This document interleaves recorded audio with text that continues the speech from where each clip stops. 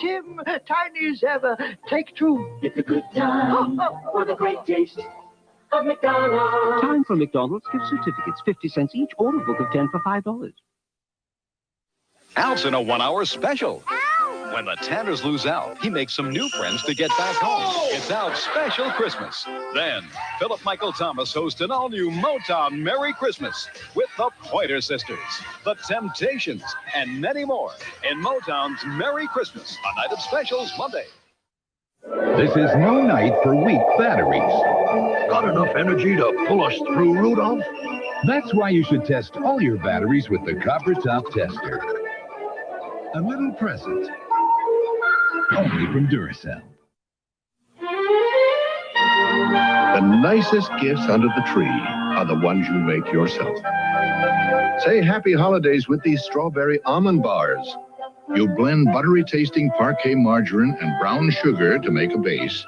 Spread with Kraft strawberry preserves and bake. Drizzle with melted almond bark. Cool and slice. Wrap with a bow and they're ready to go. Make this Yuletide apple dip for a hostess gift. Bring out the flavor of chopped apples and onions with delicious Kraft real mayonnaise. Add sour cream and chill. Then slice Lender's Bagels halves, arrange, and wrap for a gift that's always in good taste. You can treat someone to the fine art of snacking with Cheddar Crisps. Cracker Barrel brand sharp cheddar cheese makes them special. Shred and prepare a cheese dough. Add crushed potato chips. Form like this and bake. For season's eatings that say season's greetings. Create this festive sandwich tray for giving and start with Velveeta processed cheese spread slices. There's no single cheese like it. Arrange with ham and pepper rings and add a special holiday spread of chopped vegetables and parquet margarine. A beautiful way to give the season's best. Kraft TV special recipes are in TV Guide magazine. Celebrate the season with Kraft. Remember that crazy bunch you grew up with? Those kids were terrific. Now you can see them again when the whole gang gets together for a very Brady Christmas, Friday.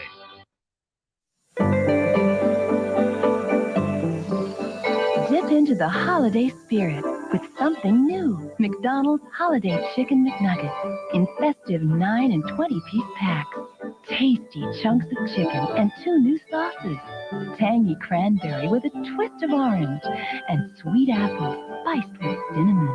Better chime in before holiday McNuggets are gone.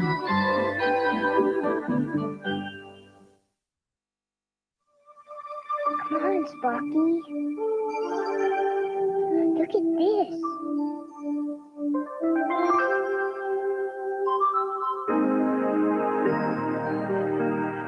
You still look sad.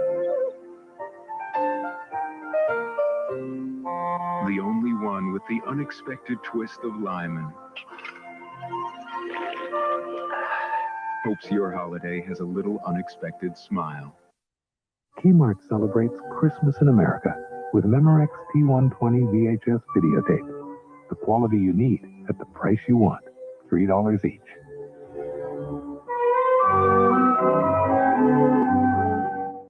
I don't want to grow up. I'm a Toys R Us kid. You just said the magic words, now look what you did. And look what Toys R Us has for the universe this season. Introducing Monstroid, one of Mattel's masters of the universe. When he gets wound up, watch out. Also new from Mattel, get a $2 rebate on the disc hurling Blaster Hawk. Wow. And a big $6 rebate on Eternia playset with motorized tram, elevator, and a real mode. It's the world's biggest Toy Store. Let's go! Who's that? The taste of nuts and honey, Mr. Scrooge. Come back.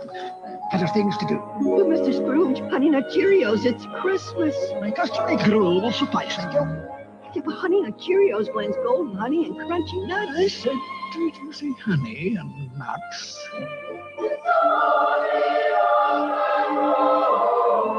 Merry Christmas, Mr. Scrooge. Something's happening in Hollywood. The stars are coming out. The stage is being set. Everyone's catching the holiday spirit. It's the 1988 Hollywood Christmas Parade.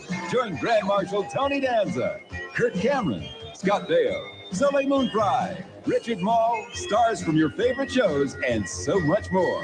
The Hollywood Christmas Parade, live tonight at 6 on Channel 5. Christmas is near, and I am delighted that so many good boys and girls are calling my special number to hear my exciting Christmas stories. There's a new story every day, and you'll receive a free gift from Santa and me for calling. Christmas is a magic time for us all. Call me, and we'll share the magic together. Call 1-900-909-8888. Each call costs $2 for the first minute and 45 cents for each extra minute. Be sure that your parents give you permission. Christmas is near, and so am I. Wednesday on CBS, the Bengals, Sting, Run DMC, The Judge, John Cougar Mellencamp, Stevie Nicks, Michael McDonald, U2, and more in an all-new holiday special. Santa Claus is rocking the town with Top of the Pop. Merry Christmas and Happy New Year! A very special Christmas Wednesday. Kids love to dream about flying through the sky with E.T., so come to Sears between now and Christmas. We'll take a snapshot of your child with E.T. for just $2.50. It's fun, and proceeds go to the Special Olympics and the Children's Action Network.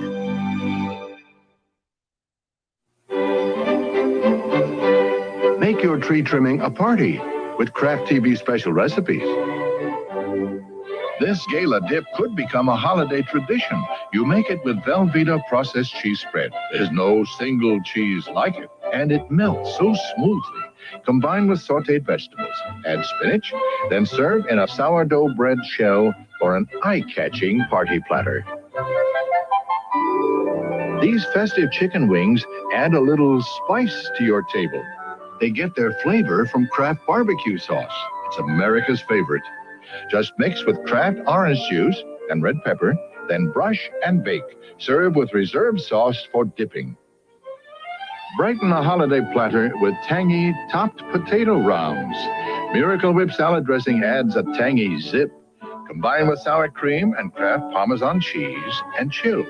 Then top baked potato slices and garnish with chives and radish bits. And trim your platter with a bed of fresh greens. Kraft TV special recipes are in TV Guide magazine.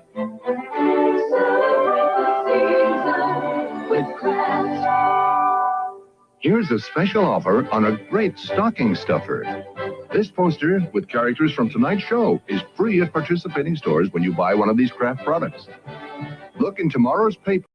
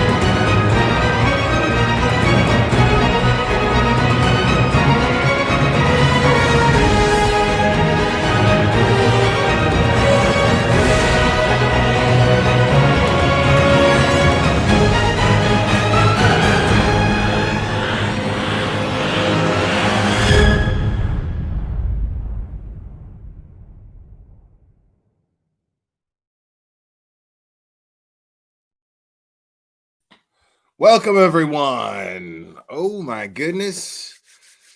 I hope everybody's in the holiday spirit. I'm definitely in the holiday spirit this year. Most definitely. It's good to see you guys. Sorry about the mishap earlier. Oh, man. I'm just glad that happened at the beginning of the stream, so I could just start it over. I just recreated a replica of the old one, and here we are. Fantastic. No harm, no foul. We're good. I hope everybody's doing well. I hope everybody's having a good week so far. It's still early, still fresh in the week. Yeah, man. We're gonna go over a few things. Yeah, this is gonna be kind of all over the place today. We're gonna we're going to discuss a little bit about the Karen Reed, John O'Keefe case, and what was covered. What was covered last night. Clever is sleeping. Clever is sleeping in the other room. Hold on a second.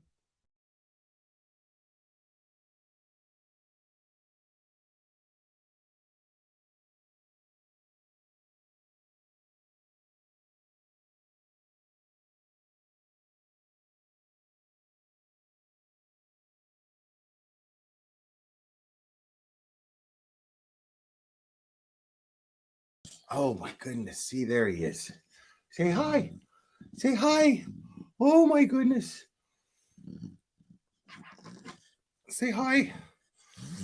All right, 1 second, guys.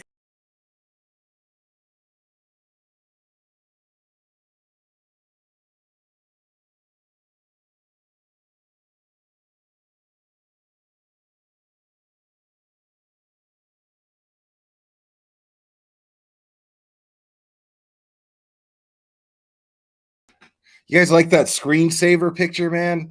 I took that. I don't think I could show it. Like if I, I took that from the top of a very high-end condo building in South Beach just as a storm was brewing, with like a sidekick. That's how old that picture is. But yeah, man, I thought it'd be a nice little screensaver there. Oh my goodness, no.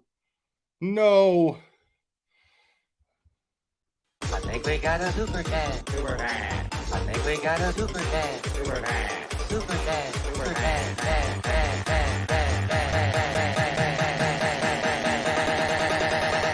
I think we got a super dad. I think we got a super dad.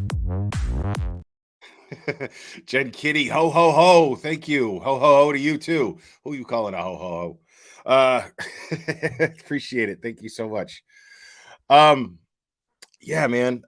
So yeah, we're gonna go over a few things. We're gonna go over the Karen Reed Canton stuff. And I say Karen Reed because it's more about District Attorney Morrisey. And I'm gonna play a little video. We're gonna discuss it. Now, the thing is yesterday, everyone in this in the community of the Free Karen Reed and Free Turtle Boy community, we were all very excited about this expose that Channel 25 in Boston was going to do. I'm going to go ahead and play it real quick, and then we're going to discuss it. Let me go ahead and show that.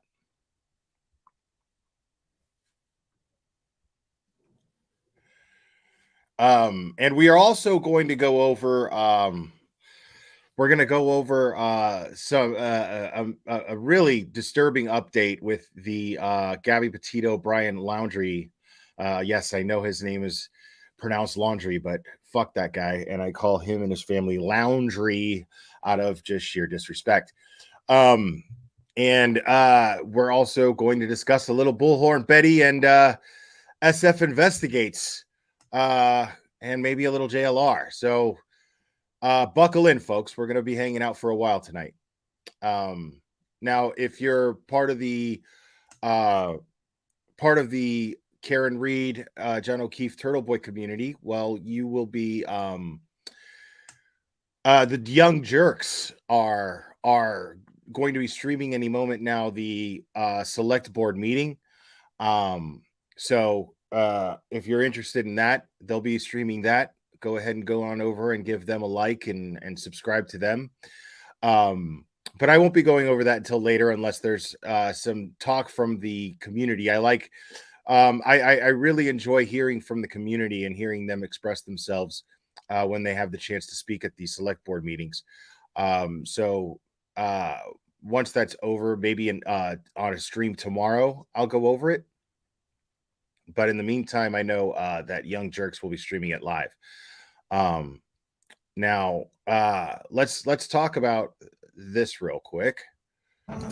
Tonight, multiple sources confirmed to 25 investigates that federal authorities were already looking into the Karen Reed murder case in Canton before the public movement to free her began. As investigators Okay, so that's interesting. So just in case you didn't hear that or understand it, this has been, so the Department of Justice has been investigating District Attorney Morrisey's office for quite some time, even before the John O'Keefe murder. So they're going to elaborate a little bit on this, but that should tell you something.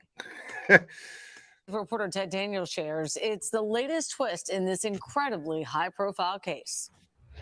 Most murder cases don't have a basis for federal jurisdiction.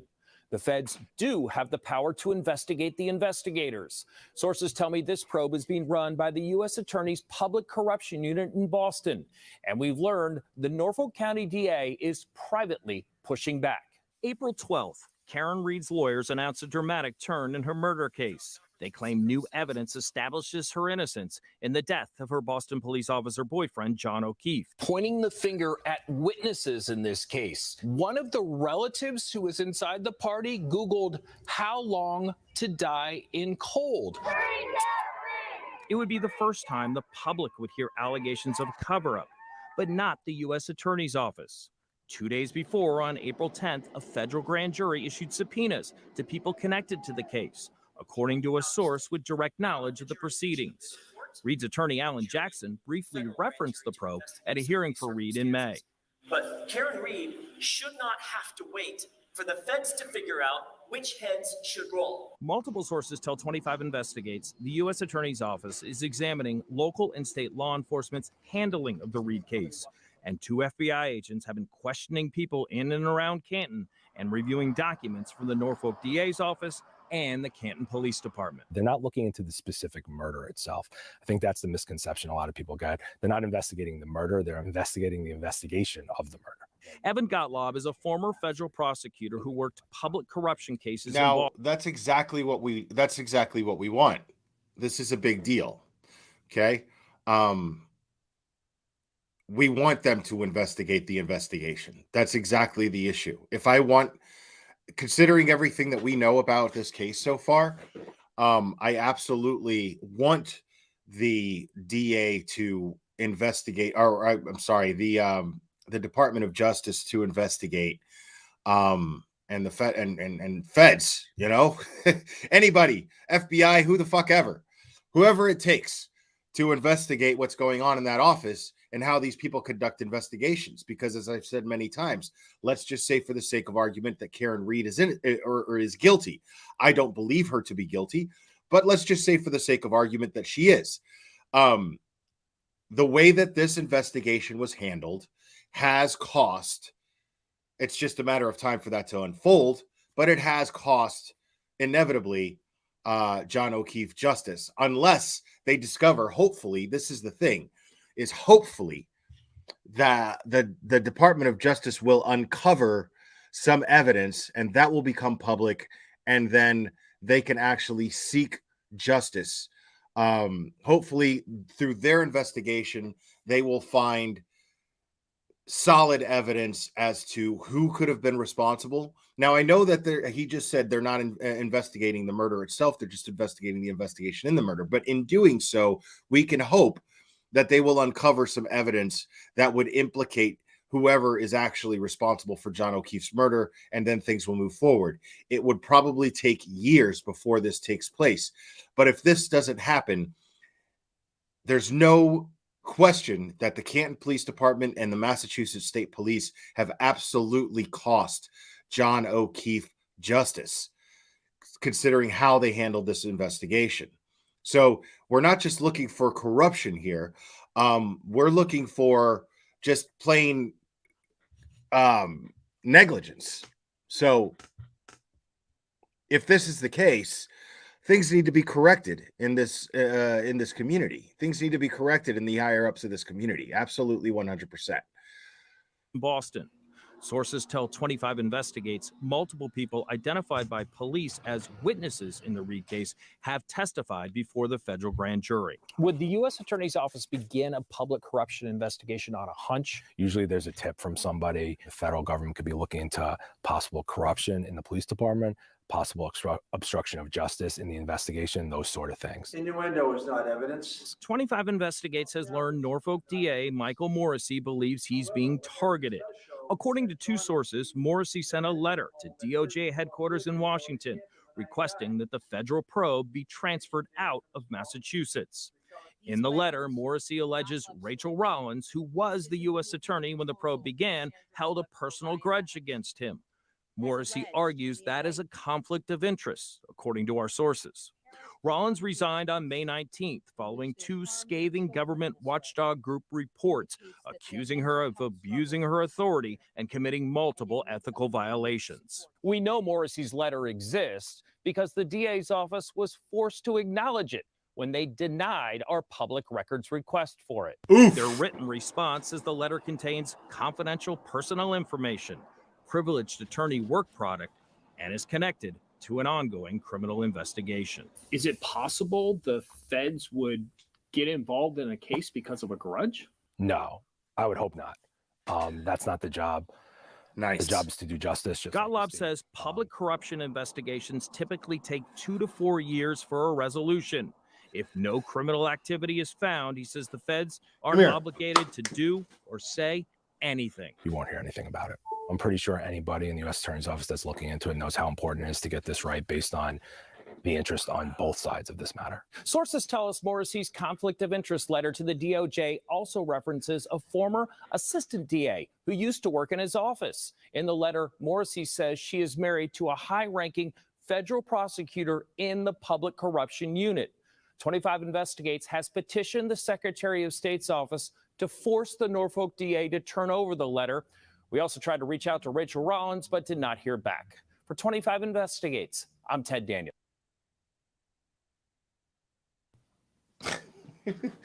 Wow. Oh, lots of unpack there. What's up, buddy? Come here.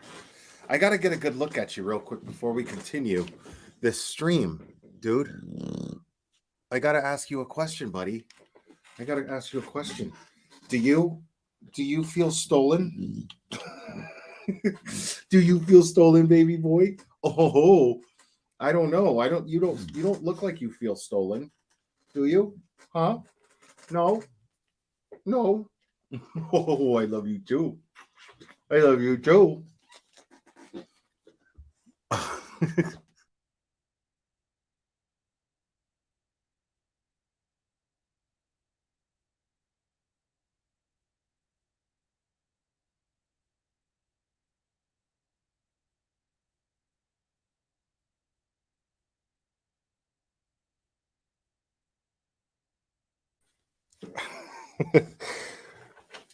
Dude, are you kidding me right now, buddy? Are you kidding me right now? I'm sorry, guys. Give me 1 second.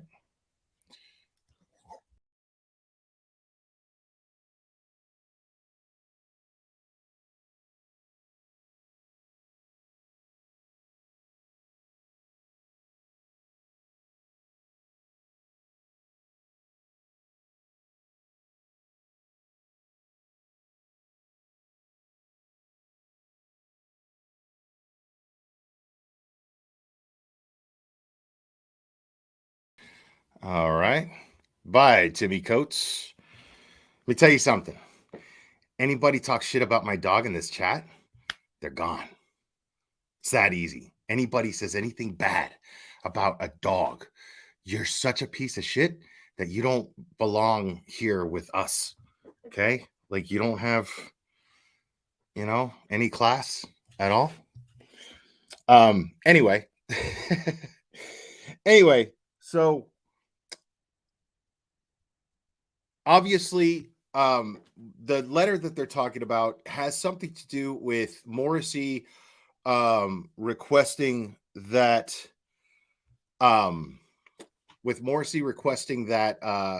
that they transfer the case to to another venue, to another city, because apparently there are people. I mean, this is the thing. This is where good old boy bullshit goes pretty much both ways. It goes pretty much both ways. So now this good old boy bullshit is probably going to work in District Attorney Morrisey's favor, which is pretty annoying, because he doesn't think he's going to get a fair shake in the very town. And I wonder why. That's so mysterious to me. I wonder why Morrisey doesn't think that an investigation will be done unbiasedly in that city, considering all of the people that are absolutely angry about the way that they handled the Karen Reed case, in the John O'Keefe case. So it's very, very interesting to me. Now,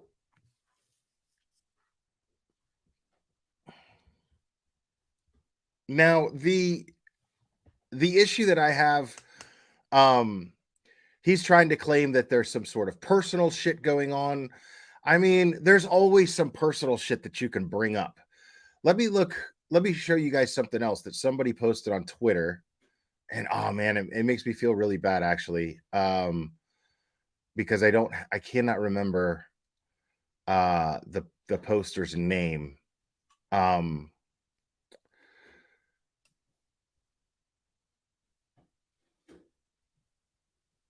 Now this is 2 years old. Okay. This is from 2 years ago and it takes place in Georgia. This is just an example of how dirty a district attorney can actually be. And there's all kinds of, there's a major spectrum, a very, very wide spectrum as to the things that a district attorney can engage in that can make what they're doing absolutely inappropriate. Oh my goodness. I think we got a super dad. Super dad. I think we got a super dad. Super dad. Super dad. Super dad. Dad, dad, dad, dad, dad.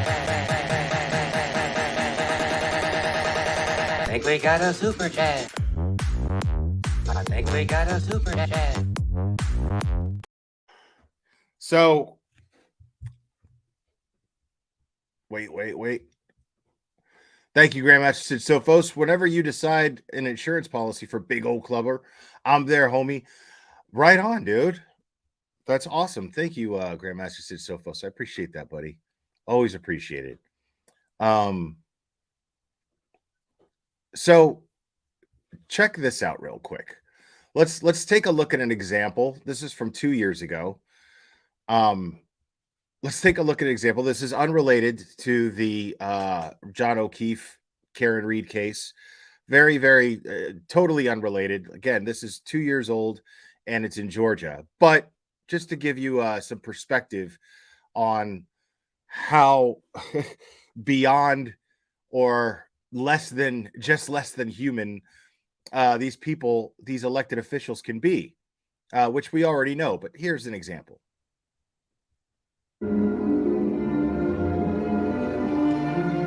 Inside the Paulding County Courthouse, a district attorney turns up the volume of a classical composer. I have never seen the ballet. I love the music. While seeking the attention of a young woman. Hey, boss, you wanted to see me? They are Jamie White, a victim's advocate, and her boss, D.A. Dick Donovan, nearly twice her age. Starting in 2017, White secretly recorded hours of conversations, I would be more attempting to document sexual harassment, evidence that could now put the county's top prosecutor behind bars. I'm very much aware that there are sometimes you and I want to talk about things that probably are not suitable for the workplace. This past February, the Georgia Attorney General... Now take note, the dude was just basically acknowledging the fact that he could say something that is not acceptable in the workplace. Mind you, this is only 2 years ago. This isn't like this is 1983 and the sexual harassment thing had just become a thing.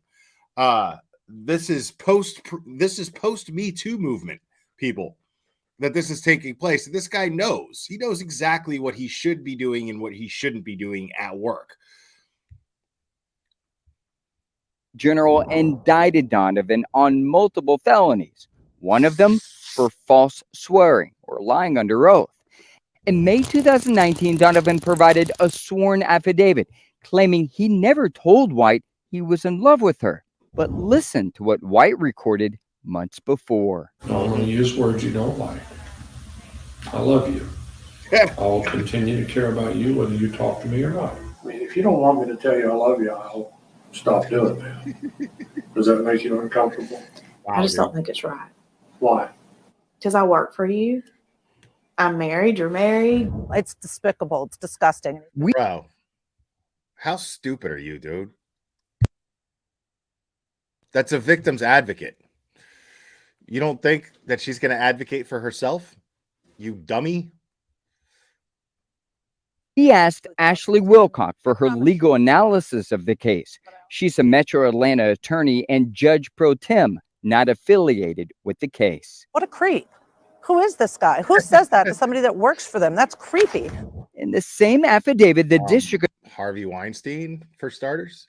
Attorney told another attorney under oath, I have never suggested we have sex. I have never offered to have sex with her. Under oath. In the same affidavit, the district attorney told another attorney under oath, I have never suggested we have sex. I have never offered to have sex with her. Here's Donovan in his own words. I said I was in good health. I am in perfectly good health. Everything still works. I don't mind telling you everything still works, and I'm not out of practice. I can't think of any experience I would relish or cherish more than to make love to you. Wow. Oh, God, gross. Gross. Holy shit. I think we got a super dad. Super dad. I think we got a super dad. Super dad. Super dad. Super dad. Dad, dad, dad, dad, dad. I think we got a super dad. Sinner, you got one anyway. Scooby Sacks, no derp church dance required. Too late. But thank you, buddy. I appreciate it. Sorry, I didn't read the whole thingamabob. Gross, because he's absolutely talking about having sex. In October 2017, police Unless making love with very well working parts means something else in the district attorney's office. Arrested White for shoplifting at the Cedartown Walmart. According to Donovan, one of her first calls from jail was to him. Bro, why are you shoplifting, bro?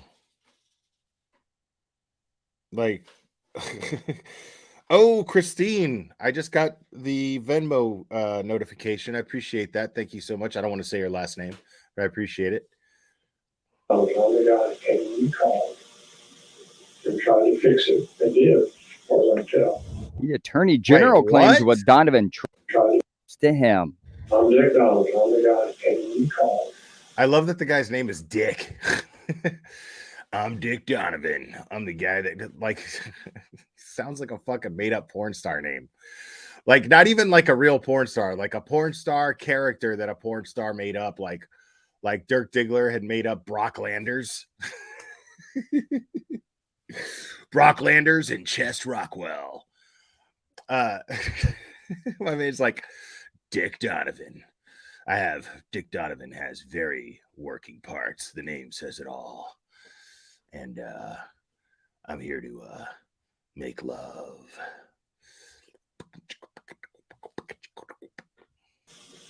They tried to fix it. They did, as far as I can tell. The attorney general claims what Donovan tried to fix was her arrest.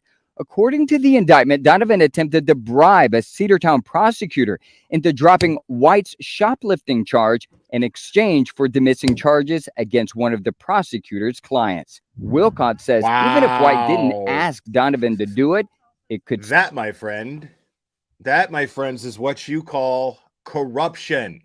Still be considered bribery. Because the favor is for him.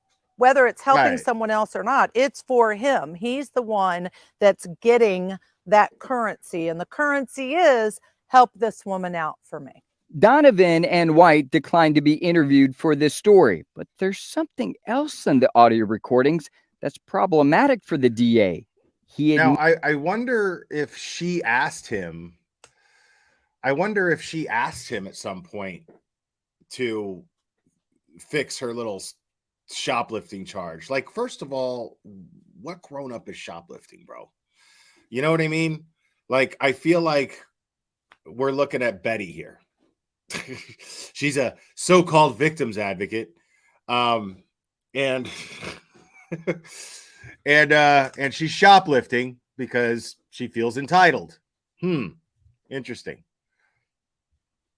Admits to lying. And it's like, okay, well, get me out of this. And then I'm going to stab you in the back and record you coming on to me. To other employees. I told her something I have not told you, have not told anybody. Frankly, I lied. Do you not feel like you have a lot to lose? Yeah, but the answer is yes, but I'm crafty enough to avoid that. You know, just careful enough to avoid that. I would be. Wilcon says that. You know, just. Yeah, but the answer is yes, but I'm crafty enough to avoid that. You know, just careful enough to avoid that. Wilcon says that admission damages the DA as a prosecutor in the courtroom. It absolutely throws all credibility out the window. How does that work when it gets to trial? Who knows what evidence is going to be hidden or not revealed? It's a slippery slope. That's where our system, our justice system, can break down and fail. You can't lie about things like this and break laws and get away with it.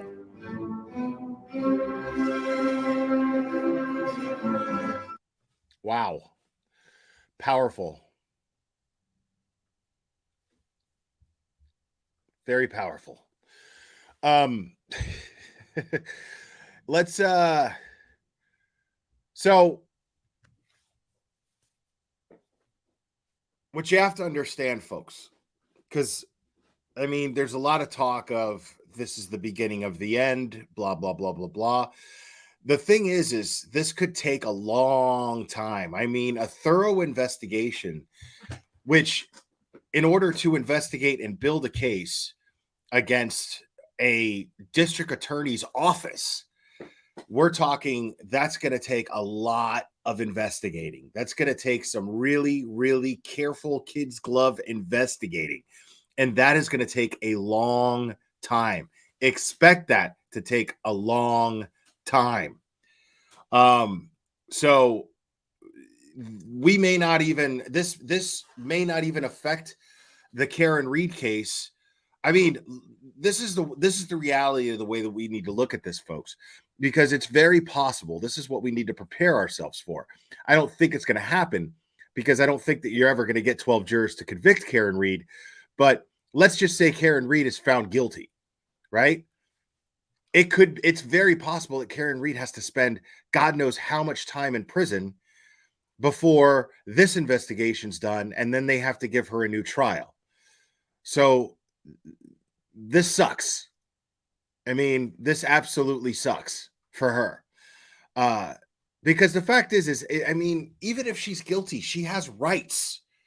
She has rights like anyone else. You cannot just doctor the system to achieve what it is that you want to achieve for the sake of getting, for the sake of either getting the results that you want, and for whatever reasons they may be, including trying to cover up and cover for some particular cop.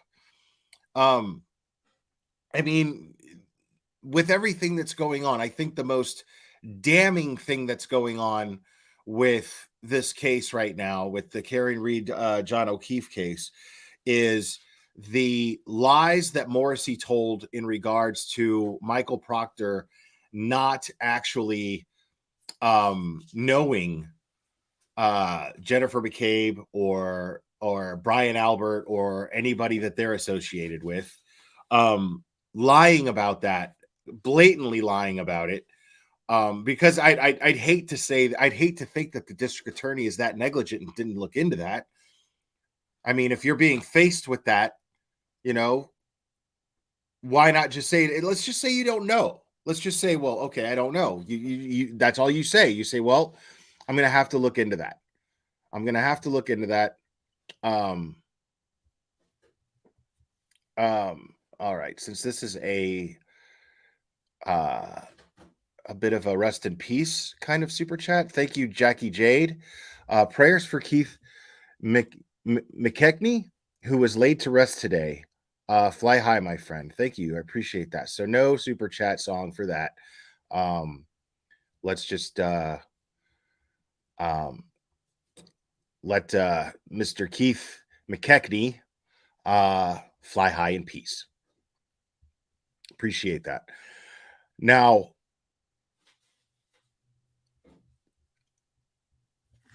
I mean, if you didn't know, then you just tell someone, well, I'll have to look into that.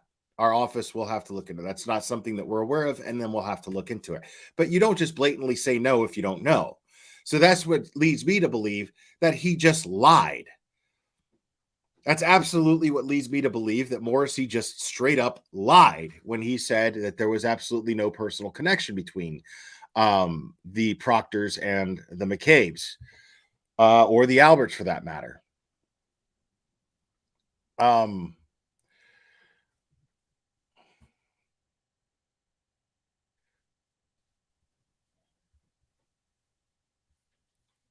Now let's take a look at this post that I reposted.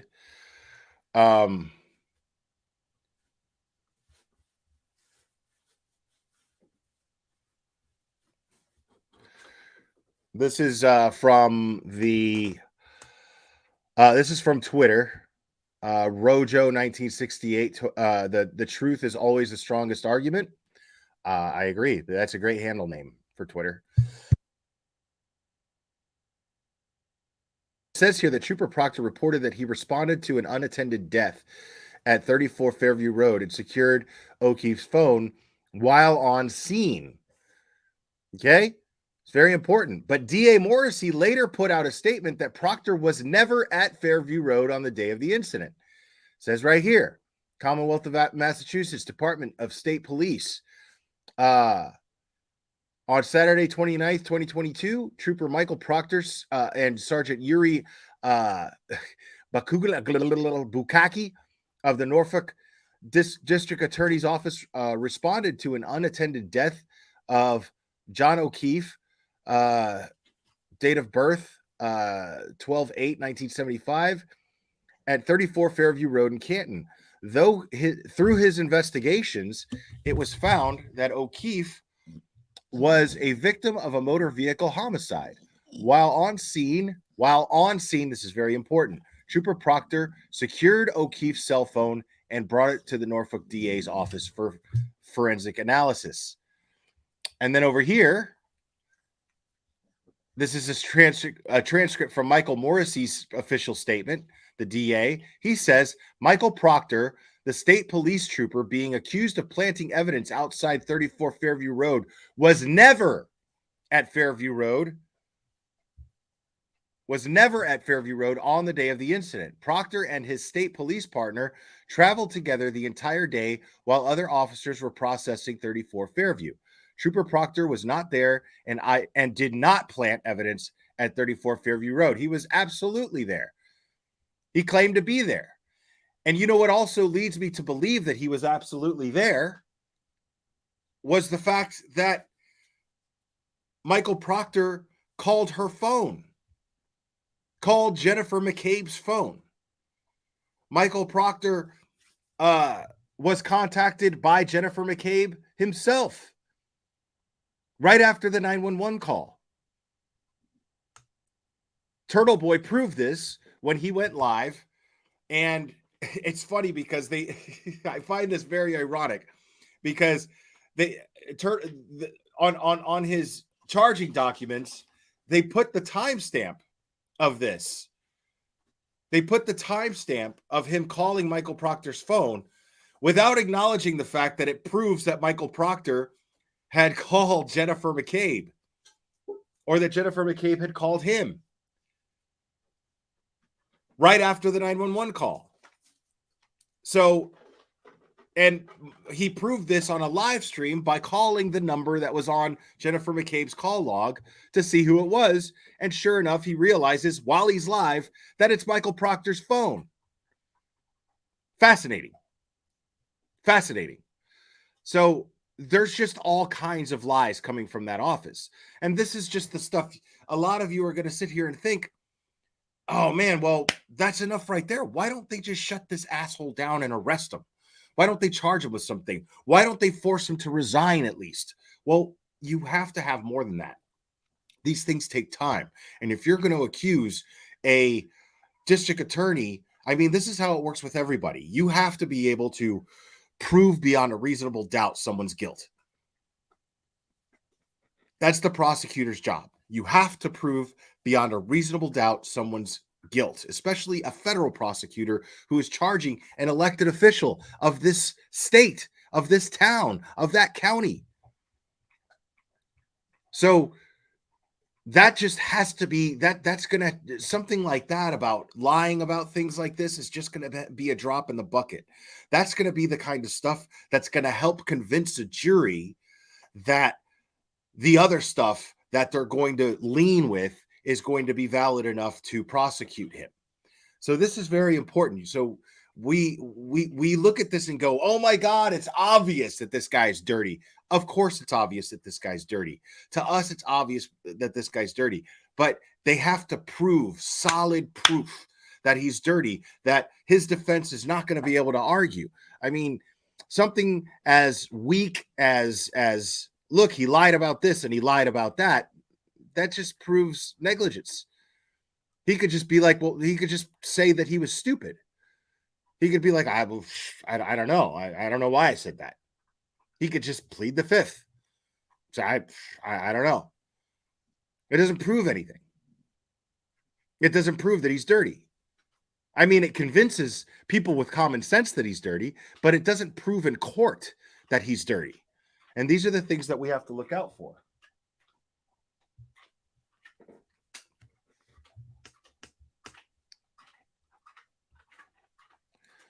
All right. Yeah, just chew up my coffee spoon, dude. That's great.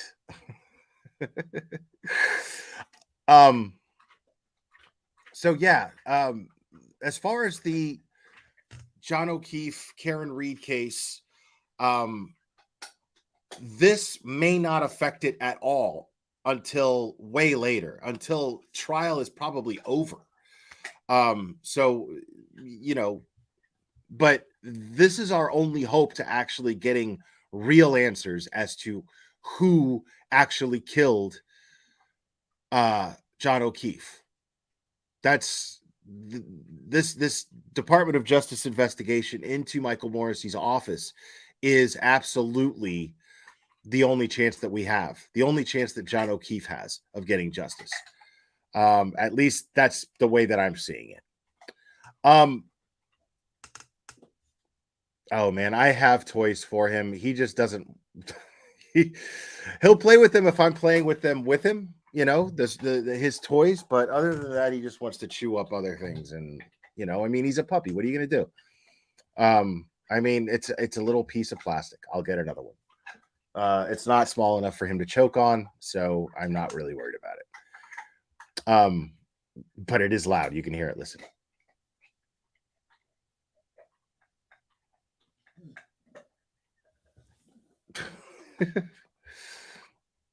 So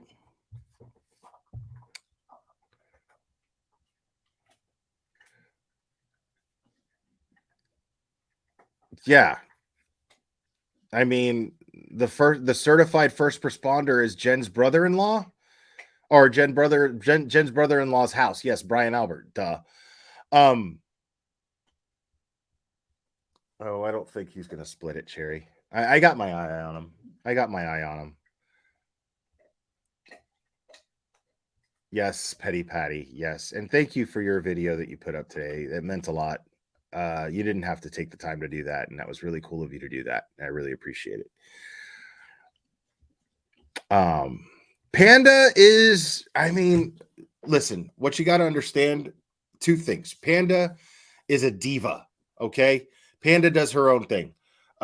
She will stick by my side and be inseparable from me for months and then just decide to fuck off and want to hang out with someone else in the house for months. That's just how she is.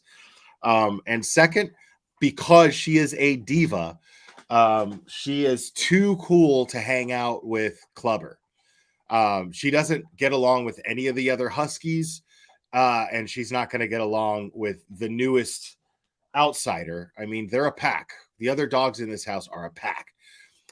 So yes, Sherry loves that Panda's totally a diva. But yeah, so she's just not going to, she's just going to be a snob, and whenever Clubber comes near her, she just growls like, don't fuck with me. Even though Panda won't do nothing, she just growls. So, but yeah, as far as, so again, this is a good thing. At least we know that the Department of Justice, that the federal government is looking into this district attorney's office, which obviously things are going to trickle down. We have a very clear indication that these things are happening just simply with the Canton 9 or Canton 10, as it were, I think now. But I'm still going to call them the Canton 9 for now. Just with the Canton 9, these poor folks were charged. They weren't even taken to jail immediately. They weren't arrested even immediately. They weren't even given a summons immediately. But they were absolutely sent there by the prosecutor's office, the special prosecutor's office, which works for the DA. So you're going to tell me that the DA, that these things don't trickle down, this corruption or negligence, alleged corruption, doesn't trickle down from the district attorney's office. It's silly to not come to this conclusion. It is not paranoid. It is not a conspiracy theory. It is not a paranoid conspiracy theory anyway, but a conspiracy theory nonetheless. But it's a lot more than theory at this point, I think, because we have plenty of evidence that gets us all asking questions. So I worry about, how powerful these people are, who they might know in the federal government's office. But considering that they were interviewed and they spoke to, I mean, I think it's corruption too. Personally, that's my opinion. I think it's corruption. Melissa, or who said that? Janelle Webb. I absolutely think it's corruption, but and yes, and Cherry is dropping. If you want to donate to the Canton 9 Defense Fund, you can do there. You can do so with the link that she dropped in chat there. Are you good, bro? You get it out of your system? Good. So, but understand, this is going to be a long road, folks. It's still going to be a long road for Karen Reed, but for John O'Keefe, it's going to be an even longer road to get justice. So now, moving on.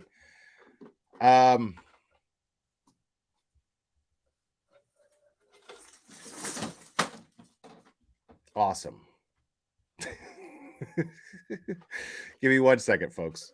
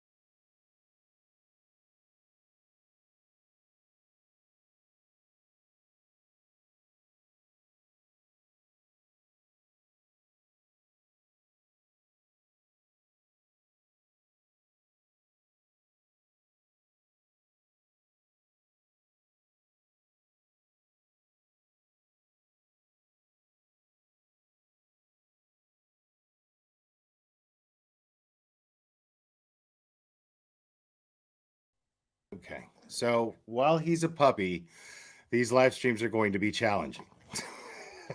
So I do apologize for the delays.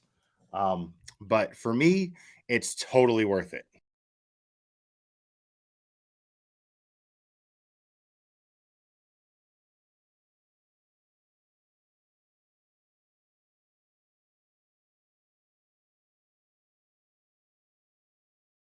Okay, you're just gonna have to sit up here with me, buddy, for the meantime.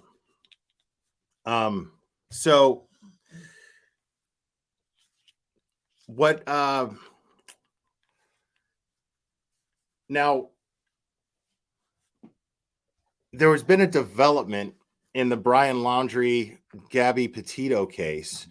Well, actually, I would say the lawsuit from the Schmitz and Petitos, which are Gabby's parents, versus the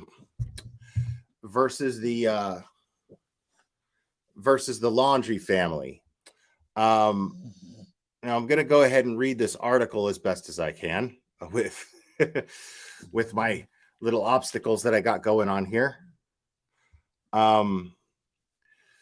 So the attorney for Gabby Petito's family says that Brian Laundrie's parents have admitted what their son told them in the days after killing his 22-year-old fiance in August of 2021.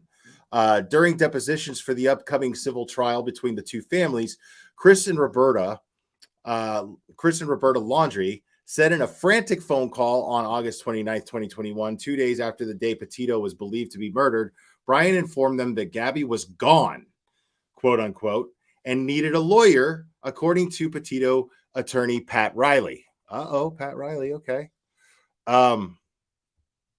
Riley says Chris and Roberta did not admit to knowing Gabby was killed, only that they were told by Brian that she was gone. So I guess that makes them, wow. Let me do this real quick.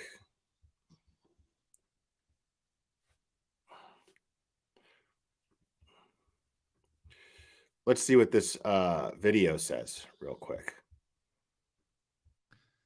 A significant update in the Gabby Petito case, as the lawyer representing Petito's family says Brian Laundrie, that's my man JB's parents, have revealed what they were told by Brian Laundrie in the aftermath of Petito's death back in August of 2021. You can find this all in my full report. Click on the link in the description of this video. It's on WFLA.com. During depositions and, of course, in court documents that WFLA.com has, Brian Laundrie is said to have made a frantic phone call to his parents 2 days after Petito is believed to have been murdered, of course, on their cross-country road trip back in the summer of 2021. Brian informing his parents that Gabby was, quote-unquote, gone and that he needed a lawyer. Now, this is, again, according to the depositions per Pat Riley, the attorney for Gabby Petito's parents, and then, of course, court documents obtained through Sarasota County Circuit Court. Riley says that Chris and Roberta did not admit to knowing that Gabby was killed, only that she was, quote unquote, gone. We have more details in the full report on WFLA.com. Also, make sure you circle it on your calendars, folks. May of 2024 is when the civil trial between the two families is slated to begin. So, yeah, I mean, that's pretty unsettling considering. That's extremely unsettling considering. But it's what we all suspected in the first place, did we not? Anybody who followed the Gabby Petito case when it was happening, we all with common sense suspected. I mean, even BHB knew it.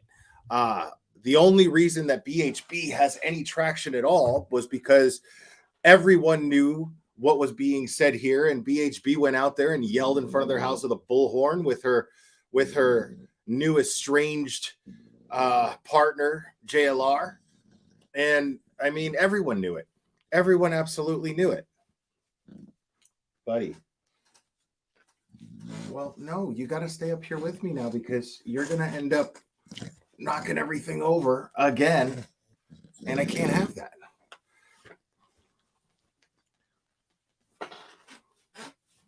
Okay. All right. or I got to put you in the other room. Okay? Because you can't knock over my Christmas tree every single time. This is the people's Christmas tree. Yeah. You can't be knocking it down every single time, buddy. So yeah, the everyone knew this. Everyone absolutely, he's not trying to sleep, Cherry. He wants to destroy everything in here. I mean, he's just being a baby. There's nothing, there's nothing that can really be done about that, except to try to prevent him from destroying everything. And by, giving him love. He just wants love right now. I can't help it. What am I supposed to do? Not give him love?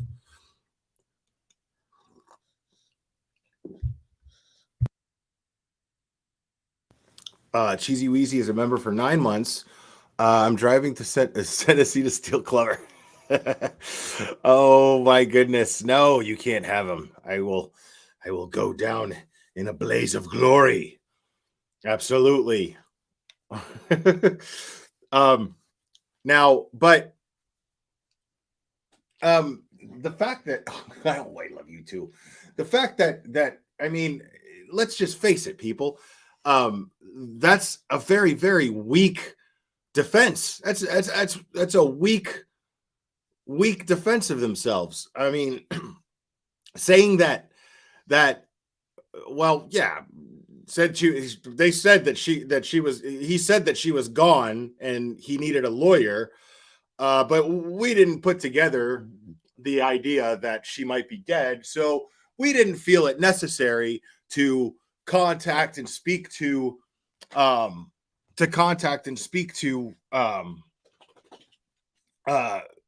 Petitos or the Schmitz to give them any closure that was within our ability, or even give them any cooperation in bringing closure or giving them some sort of answers to what happened to their daughter. And this is exactly why. Nope. Yeah, don't do it. Give me a second, guys. I'm sorry. And then we will go on with no further interruptions. I apologize.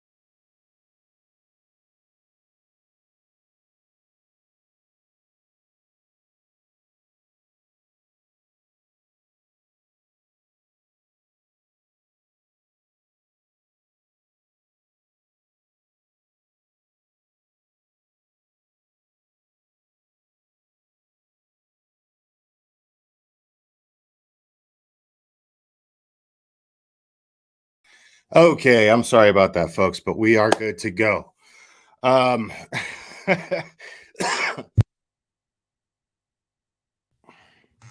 It really doesn't make sense to me that these people are actually trying to deny any wrongdoing.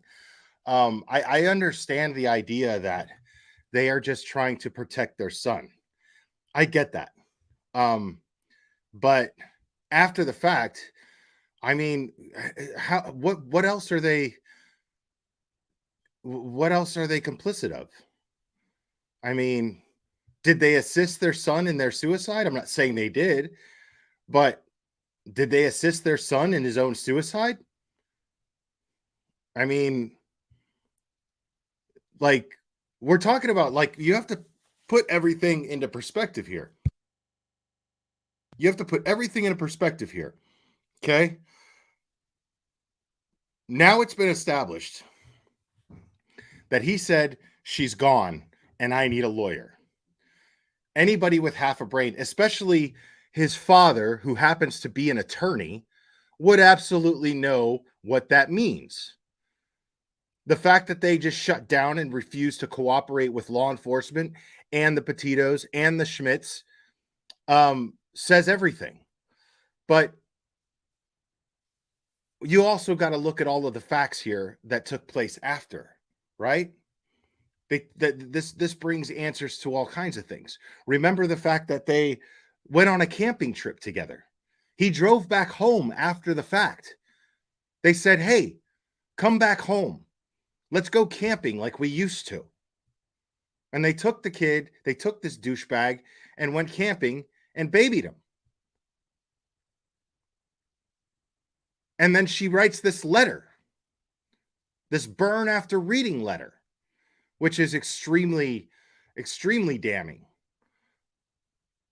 So let's see. Sean B saying, the glare, how can Gabby get the justice she deserves if her parents decide to settle and not go to court against the Laundries next year? Shouldn't the Laundries the Laundrie should be held accountable?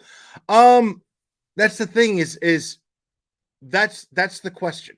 Okay. I'm really glad that you asked that too, Sean B, because the way that I see it is there is something called attorney-client privilege. So now I don't know if attorney-client privilege applies to, I mean, Brian Laundrie was an adult. Now, Brian Laundrie's father paid for the attorney, or his mother, either one. They paid for the attorney. They put the payment down for him. So I don't know if attorney-client privilege protects them as well as it protects Brian, especially since they got him a lawyer and the lawyer was there for Brian. But Brian had not been charged with a crime yet. So since Brian had not been charged with a crime yet, I guess since they paid him, I mean, I don't know how it works. I'm assuming, but since they paid him, since they paid this attorney, then the attorney-client privilege probably still applies to them. So therefore, there's probably nothing prosecutable here. But as far as a civil case goes, as far as like pain and suffering goes, I mean, it feels like they can absolutely get some sort of judgment in their favor. But as far as justice for Gabby, I'm afraid that we're probably in reality, realistically, we're going to have to settle for whatever the parents end up getting in a civil suit, in this civil suit, and the fact that Brian went off into the woods and offed himself like a fucking coward. So if that's the case, then I mean that's the best we're going to get for justice for Gabby. I'd love to be able to say that. And I do believe this to a certain degree. Hey, what's up, Makeup Monster? I do believe this to a certain degree. That maybe, yes, it was totally Meth Gators, Sherry. Maybe those of us who really, who this case brought together in social media, everybody who actually cared about Gabby and learned about this case and saw the injustice, saw the body cam footage of the fact that she was clearly abused and then made out to be the aggressor. So I'd love to think, in a perfect world, I'd like to believe that she that she's getting at least some level of justice, in the sense that the world knows. Maybe she's getting some sort of peace knowing that the world knows what this douchebag did and what his parents did. Because the fact is all of these things, these people are going to have to move somewhere else. Florida's not going to be a place where they're going to be able to ever live in peace. With this coming out now, I mean, nobody in Florida is going to, who knows them, is going to look at them and be like, oh, you want to come to our dinner party? That's not going to happen. That's not going to happen. These people are social outcasts for the rest of their lives. And I wouldn't be surprised if his father loses his practice at some point, because who wants to be represented by that guy? I mean, that's just a bad look. Imagine you're trying to get let's just say he's a financial lawyer of some sort, and he's practicing in Florida, and then you have just one person on that jury who turns out to know who this guy is. Every time they're going to have to ask, are you aware of who this particular attorney is? When they're doing jury selection, they're going to ask somebody, are you aware of who this particular attorney is? Are they going to find someone who's never heard of him, who's never been familiar with him, and didn't follow this case, and is angry for Gabby? Yeah, I believe, unless I'm mistaken, but I'm pretty sure his father was an attorney, or his mother was an attorney, or they both were. I can't really remember. It was a while ago. I mean, this was 2 years ago since I talked about this case. And I agree with you. They owe Gabby's parents every single syllable of what they know, period. For sure. Because those people deserve peace. Both the Petitos and the Schmitz, they absolutely deserve peace. They absolutely deserve the chance to mourn their daughter in peace. And the mom worked for an attorney. Okay, thank you. God, it's been 2 years. I'm sorry about that, guys. So okay, the mom worked for an attorney, and they owned a juice company.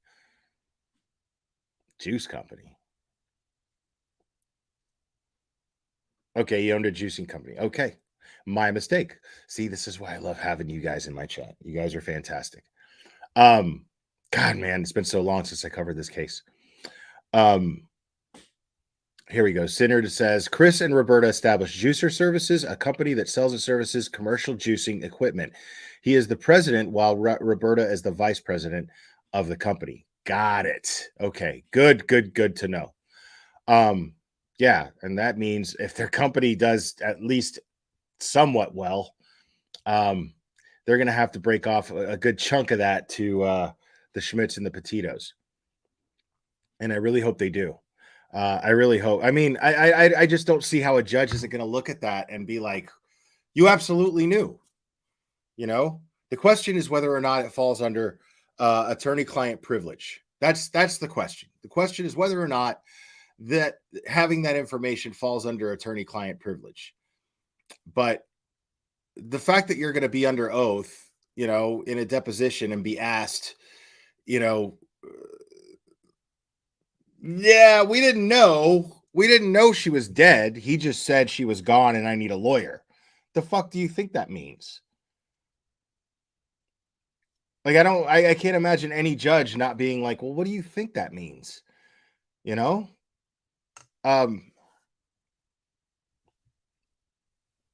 Yes.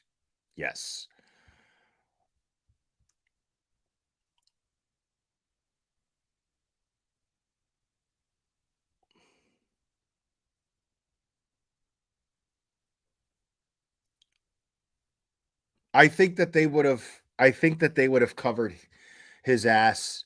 I honestly think that burn after reading letter from Brian Laundrie's mother was a goodbye letter. I absolutely believe that was a goodbye letter. I think that she was aware that he was planning on going off in the woods and offing himself, and she's such a fucking idiot that she supported this. These are sick fucking people. I mean, that's totally my opinion. I mean, some people might argue that, and they'll be like, "Oh, well, they lost a son. How can you have such lack of compassion?" Well, the Petitos and the Schmidts lost a daughter, and they absolutely enabled their son to off himself. They absolutely enabled this.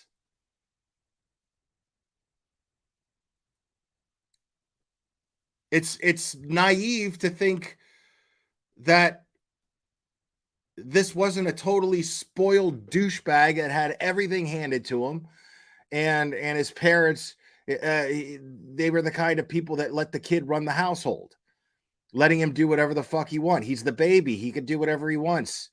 We just don't want our baby to not like us. That they totally come off as those type of people to me.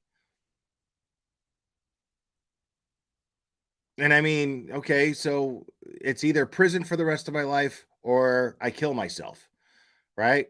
And I can't go to prison for the rest of my life, mommy. I can't handle that. I can't go to prison for the rest of my life, mommy. What am I going to do? Well, son, I support you in anything that you choose. It's your life and you deserve. That's the kind of shit I guarantee you was going on in that household. Let's have one last camping trip together. Me, you, and your father. Let's just forget about all this craziness and let's go have a nice family camping trip, one that we can look back on, and let's have one last good memory with our son. Yes, honey. Yes, dear. Oh. Bullshit.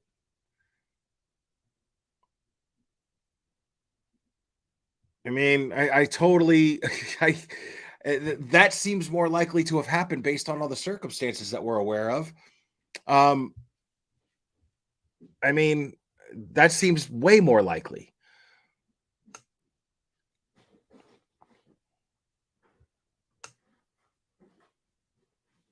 Yeah, they didn't get that. They didn't get that time with their daughter. These people did not give a fuck. I mean, their daughter lived in the Laundrie's house. She was about to be their daughter-in-law. And they showed absolutely no respect for her or her immediate loved ones. And her most immediate loved one, her fiance, the person she was supposed to spend the rest of her life with, the person that she's supposed to leave the nest to go start her own family with, is the person responsible for her death.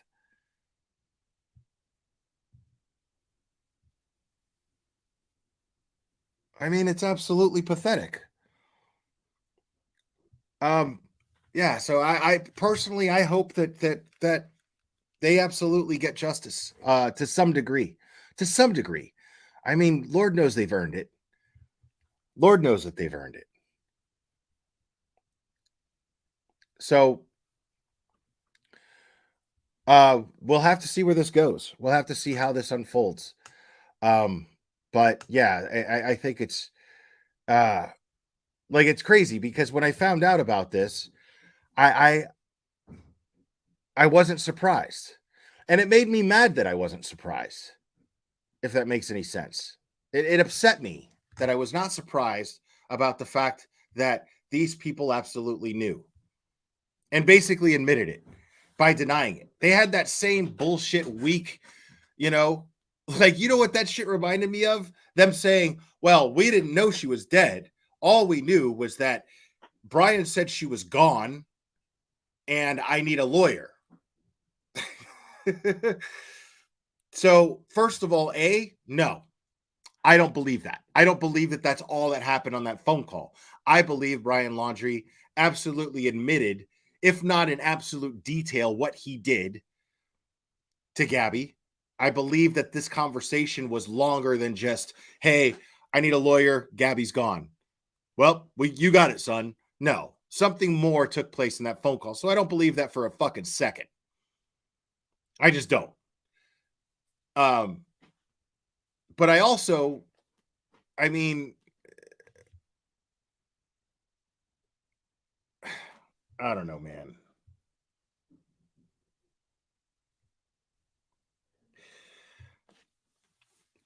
It's just really it's upsetting, you know. I all I can think about is these people, the Schmidts and the Petitos, who are going through what they're going through and having to deal with this and still managing to stay as classy as they've stayed, considering what they've been through, considering what the Laundries did to them, considering what their son did, and the way that they protected him. And I'm not faulting people for protecting their child. I'm not doing that. But I know that if either of my kids, man, were in that situation, I wouldn't just be like, okay, well, you know, do what you got to do. Whatever you need, I'll give that to you. No, I'm gonna be like, well, I mean, you got to think about her family too, son. You got to think about her family. You can't just decide that you're going to run away from this and expect us to help you. You know, like, to me, that's parenting. To me, it's even if your child is an adult, you know, you say, hey, at some point in life, you got to face the music. There are consequences to our actions, and I will be there to support you. Yes, I will get you a lawyer. Yes, for sure. I will do everything that I can to support you in your struggle to come clean and face the consequences to your actions and hold yourself accountable. But I there's no way that I would join in victimizing this family. There's no way that I would ever make myself a party to victimizing this family any further just because the person who victimized them first was my son. There's no fucking way I would ever do that.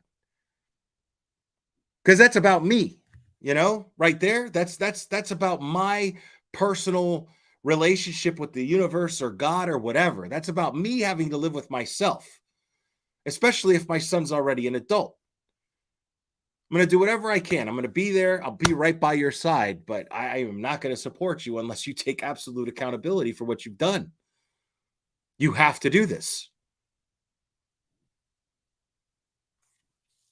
I mean, to me, that's just irresponsible parenting in the sense that, I mean, what are you teaching your kid? That it's okay to just run away from everything? That it's okay to murder someone in the heat of passion, even though you're a good person? Even if I believe that you're a good person, you know, it's not okay to just kill somebody in the heat of passion, and then I'm supposed to just help you run away from that? No. What kind of parent would I be if I did that?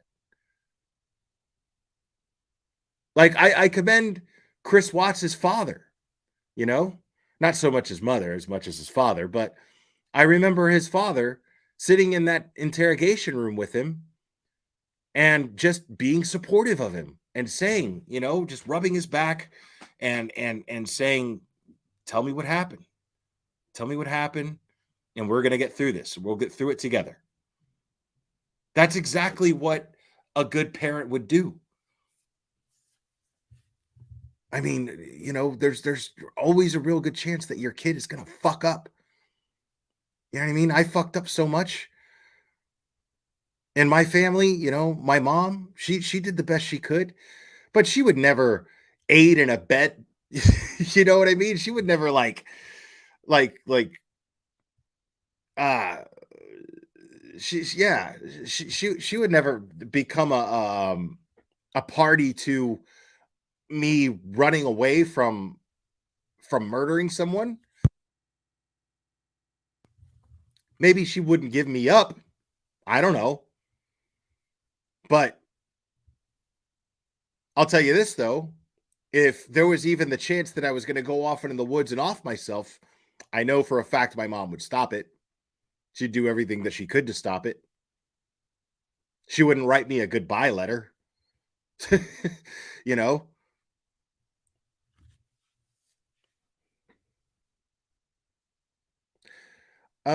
I think so too, but that doesn't make them victims. Dude, at what point? You know what I mean? Like, at what point do you draw the line and you say, dude, what the fuck? I mean, we're talking about both parents. You know what I mean? Like, at what point do you go, hey, our kid's a fucking asshole? You know, we've done everything that we can, but I'm not going to let him bully me into being a party to covering up a murder. Fuck that.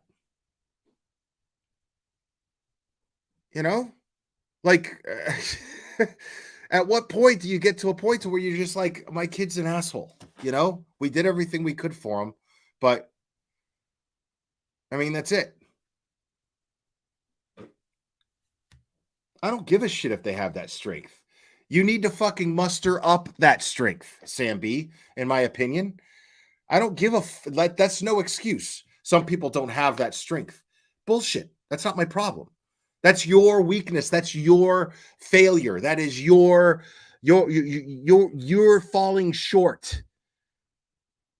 Why should the Petitos and the Schmidts suffer because of their shortcomings as parents? Fuck that. It gets to a point where your kid's an adult. We're all adults. You need to do the adult fucking thing. I love you, kid, and I'll be right there by your side, but you need to do the adult thing if you want me right there by your side. Period.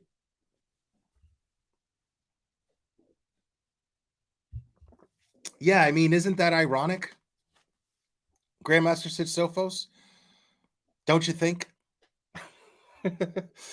Isn't that ironic? Because you look at somebody like BHB, and BHB's got her mom just enabling the fuck out of her. Just enabling the fuck out of her. You know? And ironically, BHB is out there yelling and screaming, talking about how fucked up the Laundries are. Yelling in front of their house. Making a name for herself by doing so. So yeah, I really hope. I really hope that that they win this lawsuit, and it's only just the first steps to getting justice. I hope it starts to spin and create more awareness in situations like that. Maybe laws can change. I mean, that shit is crazy. These people just hid behind a lawyer. That's all they did.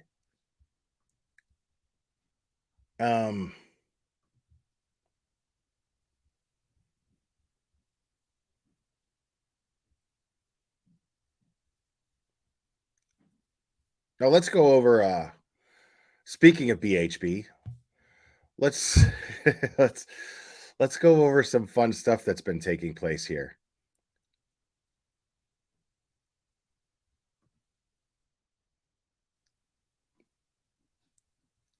Now, this all started. This is I'm fascinated with the feud with SF Investigates that she's having on Twitter.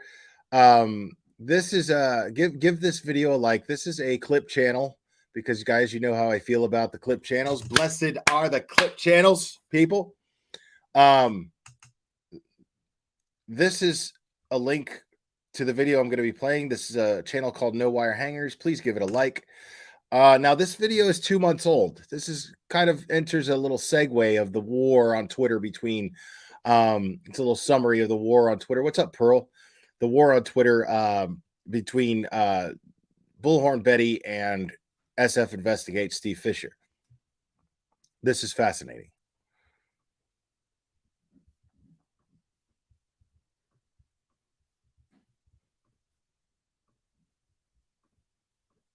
Boring, we're on fire, might as well take me to hell.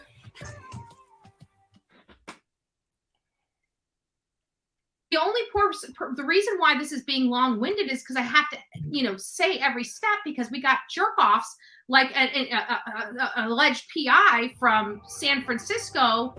Alleged.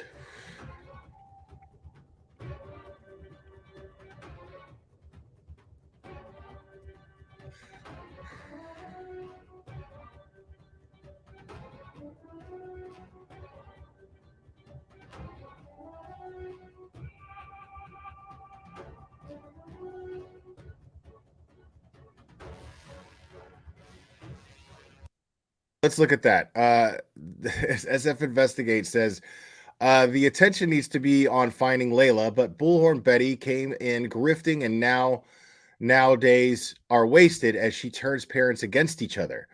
For once, can it be about the missing, not you, Bullhorn Betty? If you follow Bullhorn Betty, you are not helping the missing. Good point. I agree 100%. And then she says, what have I grifted? I have not asked nor raised a dime. I spent that out of my own money, including my trip there to search for Layla. Now, what she, what Betty calls her own money is the money that's donated to her by her listeners. So yeah, that's grifting.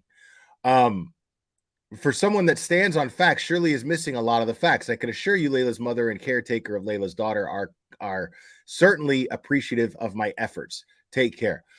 Which is not necessarily untrue, but let's continue. And then it says here, SF says, you're taking sides when a divorced mother and father both have the right to look for their daughter.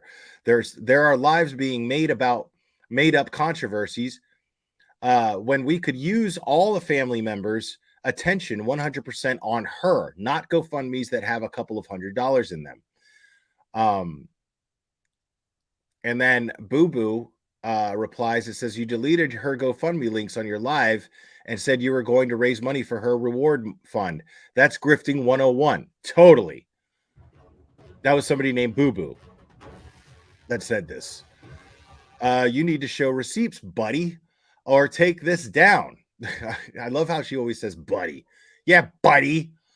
SF says receipt dragging the father and stepmom, same way you did with the Rodney family, and we're dead wrong. You and I are on two totally different playing fields, so I'm not going to engage with you further, which turned out to not be true, but I don't blame him. But you're wrong. They are both her parents and both have the right to search. And it says here, thank you for bringing the truth, Bullhorn Betty says, and then somebody named OK, this is a screenshot that he shared, saying, oh, Betty, you are so butthurt. You are the biggest YouTube grifter out there. You were just upset with headlines and headstones, and it shows.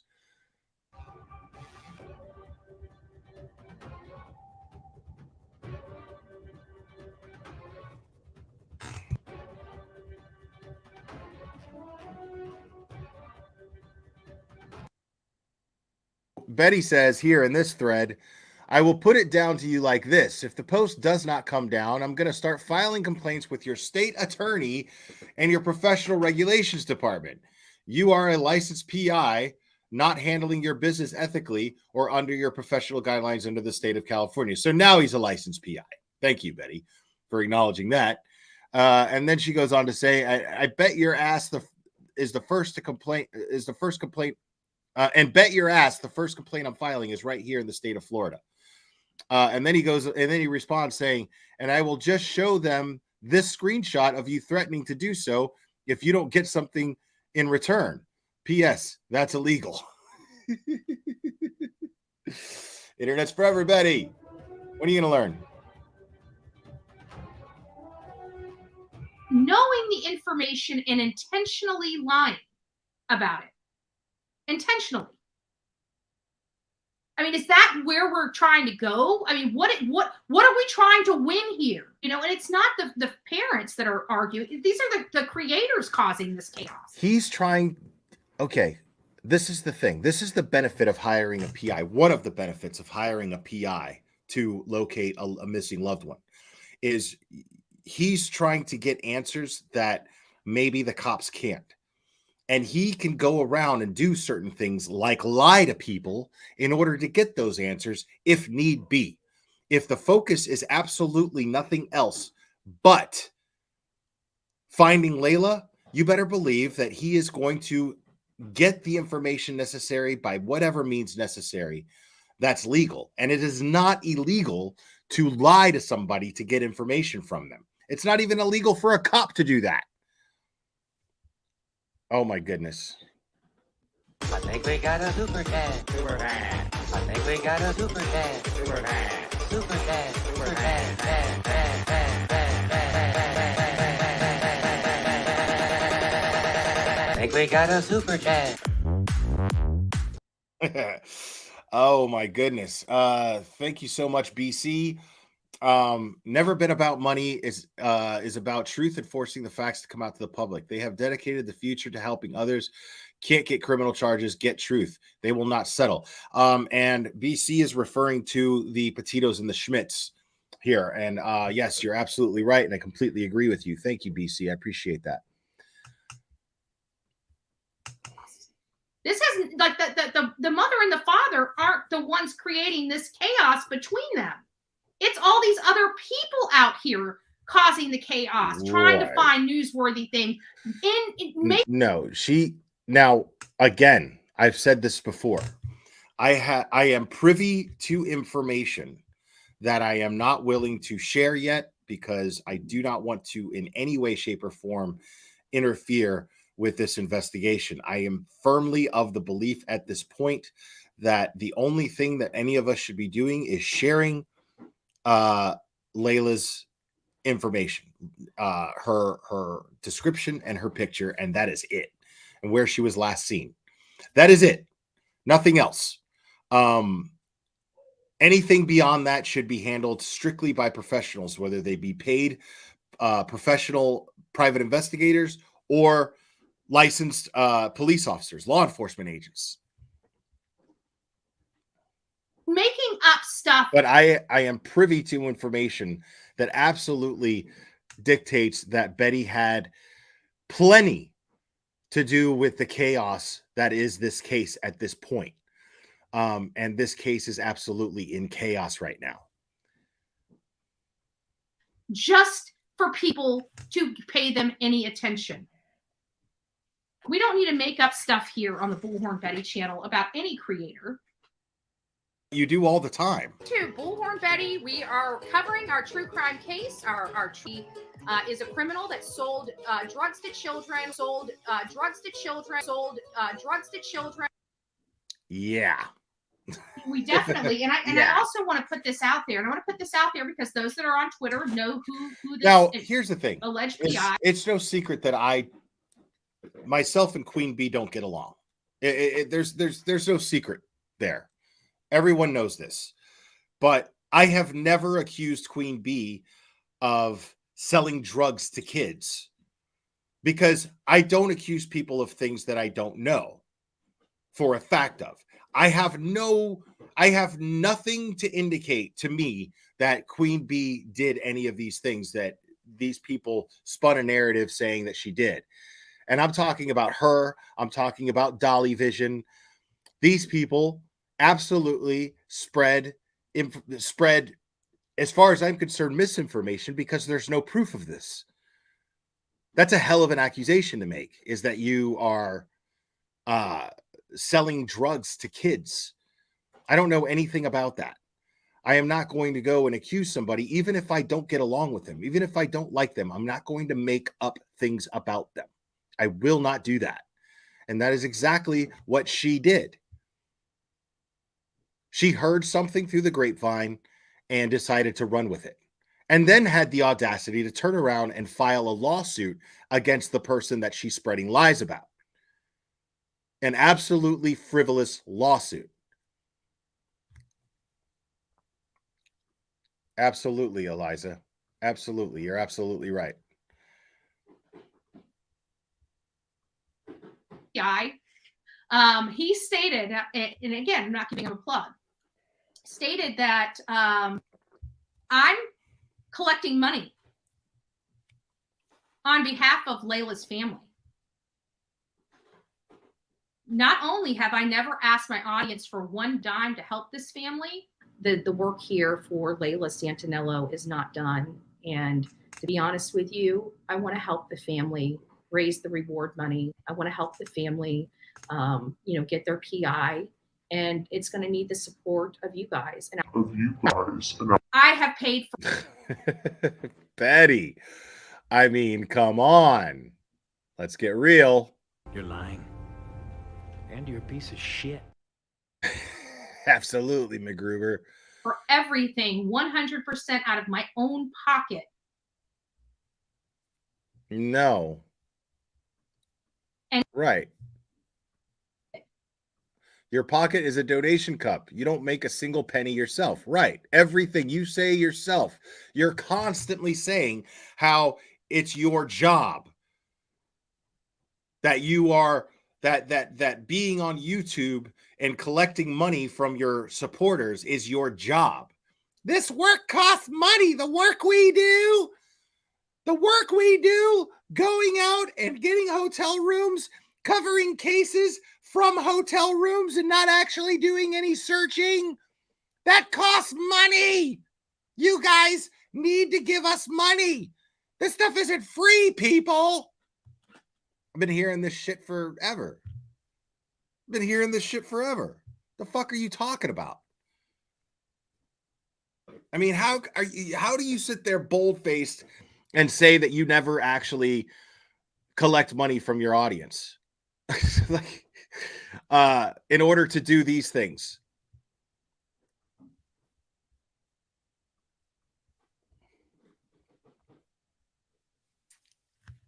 And still gave back to the family, because that's just the culture that we have here. And coming and knowing, now he's a private investigator. This is very easy to see, right? All he has to do is watch all the videos on my channel related to Layla Santinello, and he would know the facts. He could go to the Help Find Layla Santinello Facebook group and see the family, thanking me for the flyers. Not that I asked for that, but he could have done the minimal research necessary before coming out and saying that, and he chose not to. Now, this is somebody that's intentionally out there lying about somebody. And what professional PI that you know of has time for all of that? And what integrity do you think he has being a PI, a professional PI, and he thinks that his time is better suited lying, intentionally, willfully lying? Okay, shut up for a second. Because I got to make this point here. Steve Fisher, SF Investigates, absolutely organized a search, an organized search and rescue operation with plenty of volunteers.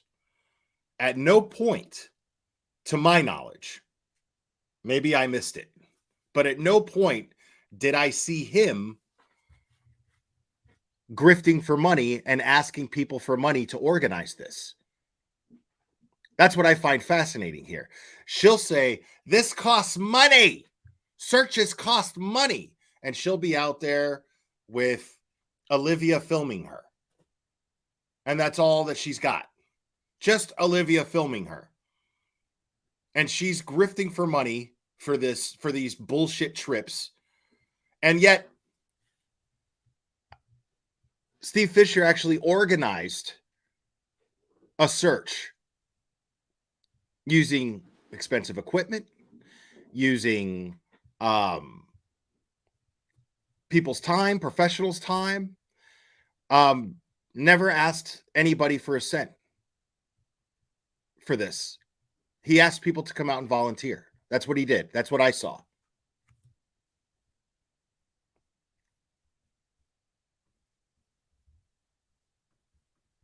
Lying about another creator, being presented with all the receipts, and his response to me is, well, who called LE to report Layla missing? My response to him was, what does that have to do with you saying I have committed crimes. What's wrong with these people? Is it like, oh, we got to blame Betty for everything, even things that she didn't even do?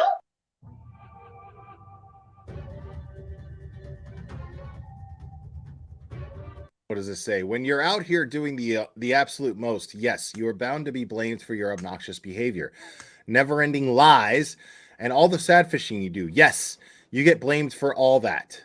Like, if I'm this horrible person, and I just wanted to say that. If I'm so horrible, then why do you guys have to peddle lies? It seems like the truth would be damaging enough. But if you told the truth, you wouldn't get the effect that you have by telling the lies. Once the bell is rung, just remember that.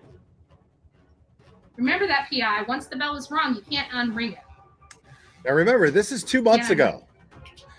This is So I all hope 2 he does months the ago. right thing, apologizes, but in the alternative, We haven't even gotten to the just current stuff taking yet. that ridiculous post down would be sufficient.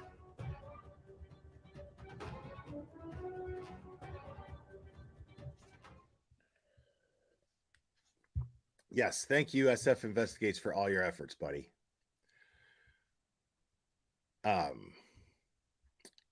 This is going to be fun.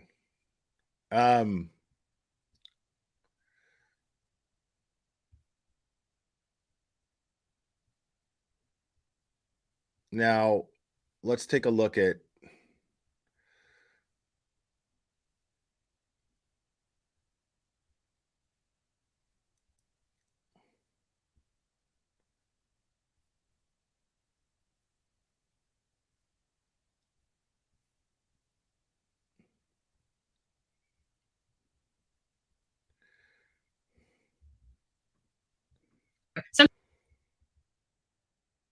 now. This is Chronicles of the Shady, friend of the channel. Now,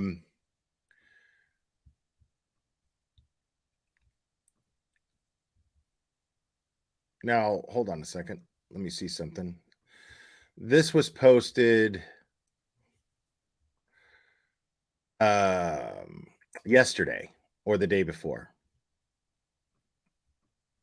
I am having one hell of a morning. We told you when we started going after and talking about how JLR is dating Magnolia, that we were going after the biggest troll. And I couldn't understand why he's not claiming her, why they're around. They're obviously, staying together when they go out in these fields. They're staying in the same room. I'm not going to allege anything what they may or may not be doing. But when I was out at the front row Trump rally, she was rubbing his back. And when I asked him, okay, now somehow, let me give you a little segue into this. Somehow Betty has segued from SF Investigates to JLR. Now she has this grudge against JLR, which is somebody whose ass she has been crawled up into for the last 2 years. I mean, it's fascinating that now all of a sudden she's concerned about JLR's girlfriend. Who gives a fuck that JLR has a girlfriend? Do I find it surprising? Sure. I do definitely find it somewhat surprising that there is someone of the opposite sex who finds JLR attractive. But it's funny to me that she somehow makes this about JLR. But she doesn't do drama, y'all. asked him for a pin, he went inside her purse when she was not standing there. So I don't know what that says to everybody else here on the streets of YouTube, but to me that implies a little more of a personal relationship. I never knew that he was going to take an opportunity to try to take my channel down by the use of SF Investigates and the war I'm having with him. I truly don't believe this is SF Investigates, and here's why. Because I've been posting these things on Twitter, and why they may be flagged or whatever, they're not coming down on Twitter, and that's his channel. So now she's saying that the posts that SF Investigates are making on Twitter are not actually SF Investigates. They're actually JLR trying to sabotage her in some way. Fascinating. Fascinating. Oh, Steve, you're wrong. You're not a Florida PI, or Florida PI, a Tennessee PI. Oh, and that brings me to my next thing. We'll get on to Steve because we got a lot to talk about with JLR. He is not going to intimidate me. He is not going to pressure me behind the scenes, and he is not going to shut my mouth. Let me tell you that right now. And I know he's watching. He pushed me way over the edge. And now your secrets are not mine to keep. Again, I don't know whether these things are true or not, but they scare the hell out of me. I have to be honest with you, especially knowing that he knows where I live. He knows my social security number. He knows my driver's license number. He knows my date of birth. He could literally do a mass. Now this is one of the many reasons why I would refer to you, Betty, as stupid. Who in their right fucking mind would ever let someone like JLR know their social security number, their address? I mean, the most personal information that she has. If JLR has that information on somebody, knowing what he's capable of, knowing that he's gone to prison for fraud, knowing that he filed hundreds of frivolous lawsuits, why in the fuck does he have your social security number and all your information? You're stupid for giving a guy like that all of that information. I mean, that just makes you fucking dumb. That is insane to me. Dude, JLR could be my best fucking friend, and there's no fucking way that I would give. Dude, I'll give you an example. I wasn't even going to bring this person up, but at one point, there are two people. I'll say it like this. Actually, let me put it like this. So, two people who I consider friends on this platform have offered to send me microphones that they have upgraded from, that are just sitting there. And they say, well, give me your address and I'll mail you this mic. Right? And I say the same thing. Listen, I live with people, and it wouldn't be fair to them if I gave out my address. I will never, ever, ever give out my address to anybody here on this platform. Nobody has my address. Cherry doesn't have my address. Nobody has my address. I would never do that. And yes, it was very nice of them. One of those people was Josh from the Dad Challenge podcast. The nicest dude in the fucking world. Totally trustworthy. I trust Josh so much, but it would be unfair to me, or it would be unfair to the people who I live with to give that information out just so I could get a mic. A slight upgrade from the mic that I have. It's just not worth it to me. I would not do that. I would not put others in an awkward position so that I can gain something. That is wrong. But I'll say it was two people who I considered friends on this platform who offered this. And I kindly declined and said the reason why is because it wouldn't be fair to the people who I live with. I'd rather just, when I've got extra money to upgrade my mic, that I will. And even the person who I'm no longer friends with who offered this, he even said, you know, your mic actually is fine. It's not going to make a difference. If you get a better mic or whatever, I mean, unless you're off camera and you've got your face and you're not animated like I am sometimes, and you're standing away from your mic, it's going to sound the same pretty much with another mic. If you're not putting your mouth right up against the mic. So I was like, okay, well, there's no need to upgrade. As long as this mic works, I'm going to stick with this mic. It's fine. And that was the conclusion that we came to. I don't even want to get a P.O. box. I don't even want the area where I live out there. Tennessee's a big state. Everybody knows that I live in Tennessee. So I you know, and I'm fine with that, but I'd prefer that, you know, just for the sake of protecting people that I care about, because they don't have anything to do with what I say or do here on YouTube.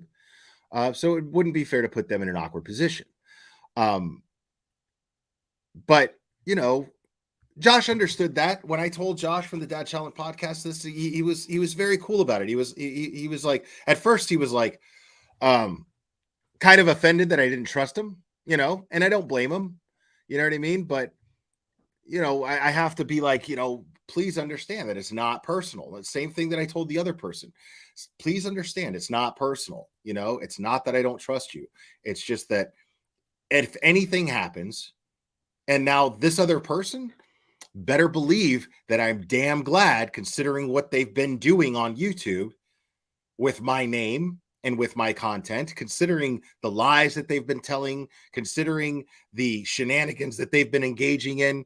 I am so glad that I trusted my judgment and I stuck to my judgment and did not give this person my home address for a mic, because this person would absolutely dox me. I'm sure of it.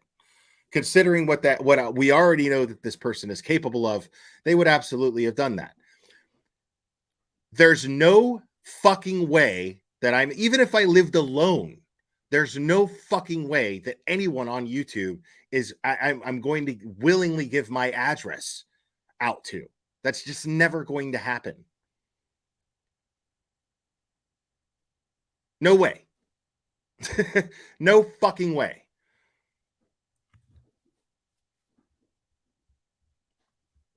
Massive amount of damage to me. It's just killing me that she was fucking, she brags about, I've heard her brag about JLR being this crafty person who loves to fucking dox people, and she almost promotes doxing. She says your secrets, she says it about JLR, your secrets are no longer, now that we're not friends, your secrets are no longer safe with me.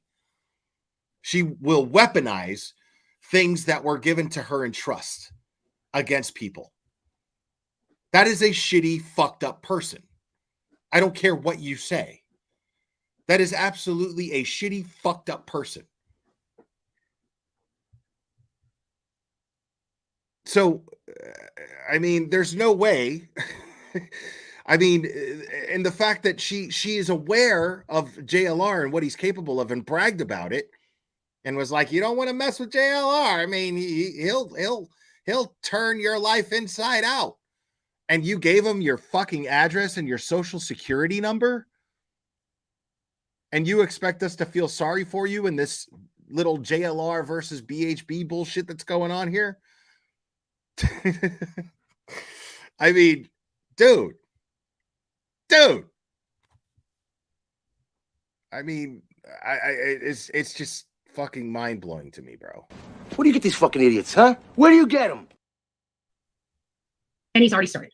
And I truly believe that this whole thing with these false copyright strikes are a direct result of him, because they are already plastered all over YouTube. Why is it only me getting these copyright strikes? That's the question I have. So yeah, only one person. That's another thing. So apparently BHB's main channel is suspended, I think, for like 7 days.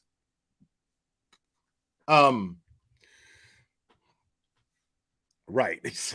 Well said, Lorelei. Well said. Her main channel is suspended for copyright strikes. I don't know what the nature of them are, whatever. Now she's streaming from an alt channel, and that's not, you know what I mean? Like, I see that people have gone on Twitter and complained about this to Team YouTube and said, oh, well, how can this person still stream? Blah, blah, blah, you know. I don't think there's anything wrong. Like, if a channel has strikes and they can't stream from their main channel, I don't think it's a I mean, I could be wrong. I don't know, but I don't think it's a violation to stream from your alt channel. I did that. I streamed from, I remember, if anybody remembers the whole Truthy Magoo, the whole Truthy Magoo drama that took place here on YouTube. Before that, he and I were friends. And when Critical K canceled Karen, struck my channel, I couldn't stream for, I think it was like 90 days or something. But I appealed it. It took a little while to appeal, but I won the appeal, of course, because she falsely struck me. But during that time when I couldn't stream, Truthy had allowed me to stream on his channel with him so that I could maintain some sort of, so I could maintain, a presence, I guess, on YouTube, for lack of a better term. And it was very nice of him to do that. But nobody complained about it. Nobody tried to strike him. Nobody, I mean, yeah, okay. I mean, she's not making any money, like, so what? Let her fucking stream her stupidity. Nobody's fucking watching it anyway, except for the people who are just dying to know the stupidity that's going to come out of her mouth next. That's it. Yeah, agreed, Petty Patty. Totally. Agreed. Person angry enough with me right now to try to do malicious things behind the scene, and that's JLR. And that's everything in a nutshell when it comes to that. There's a lot of weight, but I can tell you that all these women, you guys are just side pieces for him. He will never claim you. He will always keep you his dirty little secret, because at the end of the day, he's got bigger fish to fry, right? Like Radiant Mary, his sugar mama. He's got to keep that flame going, because let's face it. Oh, man. Betty. I mean, you're sounding really bitter. And if you're going after his relationships, that is pretty telling. Now, I don't know. I don't know if JLR or BHB ever bumped uglies, had some sort of romantic thing going on. I don't know. But she sure as fuck is talking like a woman scorned who was bumping uglies with him at one time. She sure as fuck is, because why the fuck does she care about how many women this guy's talking to, or how many, or who's his sugar mama, or what the fuck? Why does she care? Why does she think, more importantly, why does she think that we care? Because I don't give a shit who JLR's fucking. I don't give a shit who he's fucked, who he plans on fucking, who he's currently fucking. I don't care. Means nothing to me. And if you do care, there's something wrong with you. Like, if that's what you're concerned about on YouTube, there's something fucking wrong with you. Seriously, what is missing from your life besides an interaction with someone of the opposite or same sex, whatever you're into, on a romantic or sexual level? What are you missing from your life besides that? That you need to know these personal things about a fucking YouTuber. It's ridiculous. He's on disability. He has no money except what he makes on YouTube. So as far as I'm concerned, it's about $25,000. Definitely far cry from $3 million. A far cry from $3 million. His money is not his. His lifestyle is a facade. And I'm not going to have a facade take me down when I'm trying to do real work here while he's trying to play this great guy. You guys can believe what you want to believe. I really don't care. Some people just need to learn the lesson on their own. Because I'm telling you, I've learned a very valuable lesson that is most likely, I don't think he's going to take my channel, but he's going to be able to do some major damage. I'm hoping by coming clean, it will stop, but I can only assume that at this point, it's probably going to get worse, and he's probably going to act like nothing happened, and he's probably not going to address this, and he's probably going to be reaching out to everybody under the sun to try to apply pressure to shut me up. And I'm sorry, it's just not going to happen. He's gone too far for me. So now we're in it, now it's a whole QB thing all over. Now it's gone to the point where we have to expose, and now we have to go down this road, because my quiet is going to be what ends up killing me here, because I've got a channel to worry about. I got finances to worry about. This I'm down for a week. Now, mind you, YouTube is my primary source of income. So now right before Christmas, I don't get an income for a week. Wow. So you can kind of imagine my upset that a person that I trusted, a person that had my loyalty and I went to bat for, and to find out he would do this to me. See, this is what I'm getting out of this. Especially since I've experienced something somewhat similar recently. This is what I'm getting out of this.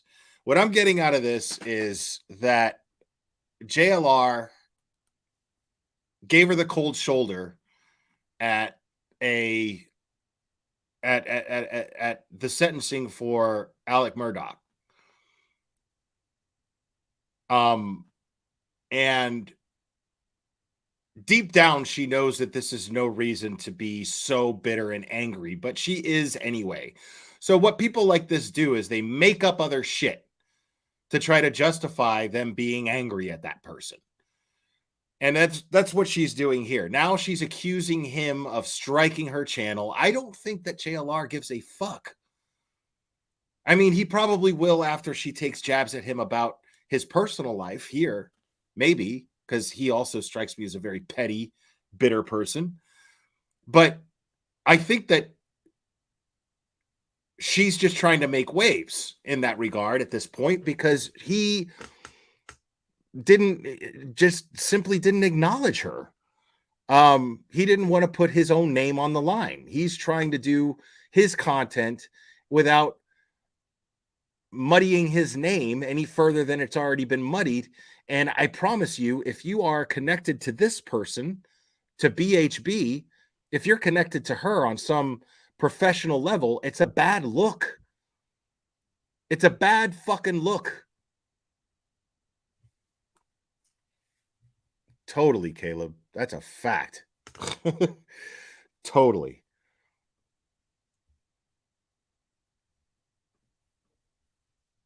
It's just absolutely insane. And I told him, don't make any moves. I had not made any moves yet. I didn't know what I was going to do with the information, not to do underhanded stuff. And he started doing underhanded stuff. And so I have no choice now. Here's what happened. I didn't realize that, Jonathan, well, I have realized because he does this to all of his women. He keeps them very secret. They're his dirty little secret. Okay. So when I saw Magnolia out there with Jonathan, I learned that Magnolia has cancer. That's not a dirty little secret. That's just simply his personal life being separated from his professional life, for lack of a better term.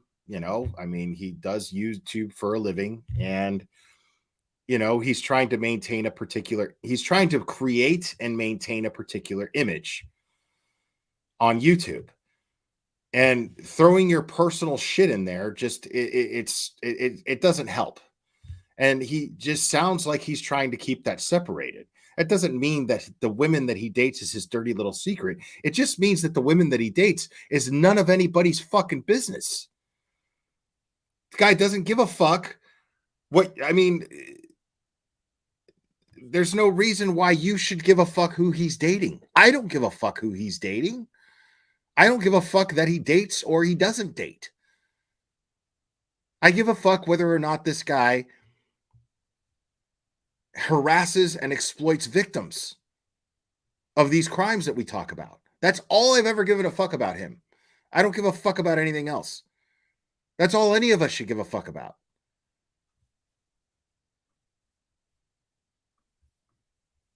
Okay. And I don't know what type. I just, it was told to me. So it's obviously public information or, not kept a secret.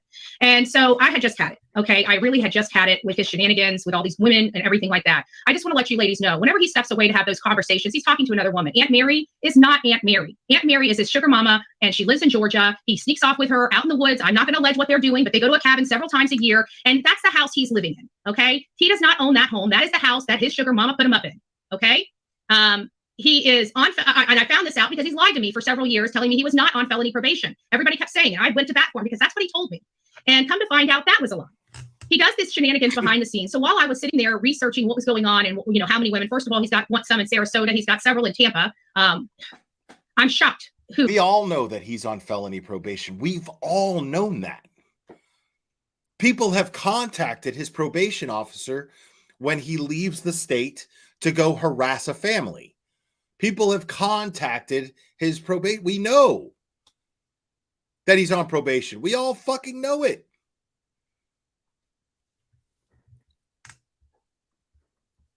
Who some of these people are. I got to be honest with you. And this is his thing. His facade is his secrecy. That's his power. So when we remove his secrecy, he no longer has power.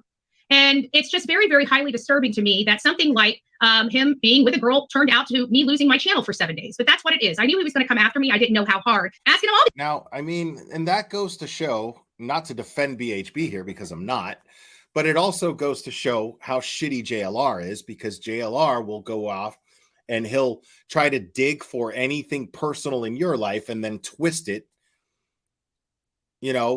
I don't want to call it exposing it, because what he does is he makes shit up. He finds certain things and then he draws his own conclusion from them and makes them up and tries to spread them about you. But yet this is a person who values his own privacy without the ability to be able to respect other people's privacy. That's where JLR fucking sucks. And one of the many ways that he fucking sucks. Now, all these questions. Asking him all of these questions. But even still, I remember, I had, I remember Heels in the Air reached out to me. This was like my first sign that Heels in the Air was, you know, had her red flags, right? And was all about the drama, because she came off like somebody who was just fact driven and made these videos that were fact driven about, you know, tragedy pimps and whatnot. And so she reached out to me saying that she was in contact with a JLR ex, right? An ex of JLR. So, and she wanted to come on my show and talk. And I assumed that she was going to come on based on the stuff that I talk about. I don't talk about his personal life. I don't give a shit about it. But what I was expecting was for her to come up here and explain things in the matter of the stuff that we talk about, which is him exploiting victims and being dangerous, which is what I always assumed he was.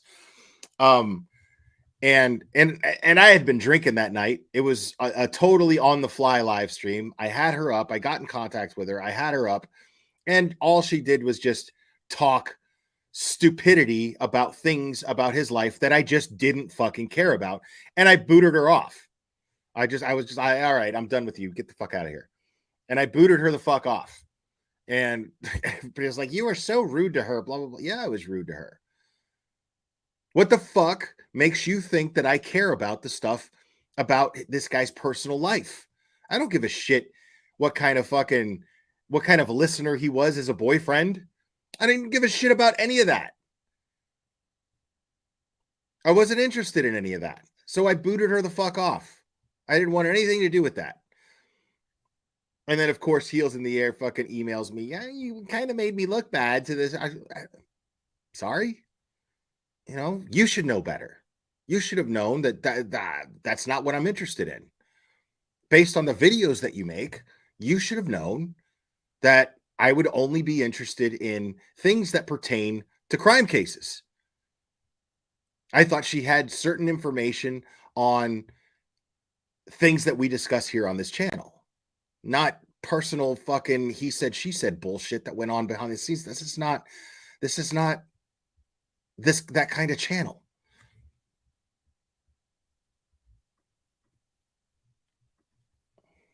Let's see here. All these questions. My last one was, this is me burning down the house. Fuck you. I'm done. I don't care who believes me. I don't care who doesn't believe me. I don't care. I don't care. Learn it for yourself. Anybody that spends any significant time around this man gets burned. And that's all there is to it. And let you be a lady. Oh, well, we all know that already too. But the thing was, is he didn't burn you. That's what's really funny, is you're sitting here all bitter saying that he burned you, but he didn't burn you. He just didn't add you as a +1 because you're a bad fucking look. That's it. Dude, I have friends on this platform that that I'm aware that on this platform, interacting with them could be that I'm a bad look for them. I avoid it. I avoid it to a certain degree. You know, like I get it. I engage in certain things. I have a certain style about the way that I do things, but I have the self-awareness that I get it. I'm a bad look for some of these people because they conduct their channels in a very professional manner that I don't conduct my channel in. I just don't, you know, but I'm aware that, you know, we have a platonic friendship behind the scenes, but professionally, we're apples and oranges. We're black and white. It's just how it is. Bob Weir, no, I don't. But I'm actually going to the gym after this, and I'll be up for a while tonight for sure. But yeah.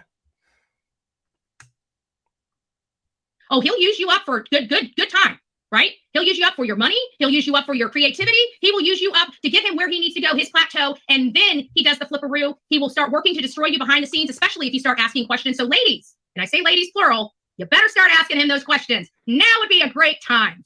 because all you ladies probably are all hanging out with each other, smiling in each other's face, and are never even the wiser. And he's sitting over in the corner looking at all you, just enjoying the view. I just want to let you know that's how sick and twisted he is. It is just absolutely and utterly insane. So JLR, I hope you got the result you wanted by taking my channel for 7 days. You know? I don't think he did that though. I mean, that could have fucking been anybody. I put an end to the hate. I don't know what they're doing. All I'm going to say is that she financially supports him. He sneaks. I know for a fact because he's told me about going off to the woods with her before. So it's like, sweet Aunt Mary is meeting him in a cabin in the woods. Because Stephanie Kwam, he doesn't give a fuck. Because he doesn't. This is not concerning for him. He doesn't fucking care. This is just her having a tantrum, and he knows that she's having a tantrum, and he's just going to go on and continue to do his content for the same very reasons. The same thing that drove him to blow her off at the courthouse is the same thing that's driving him to blow her off on YouTube. I mean, it's not unfeasible.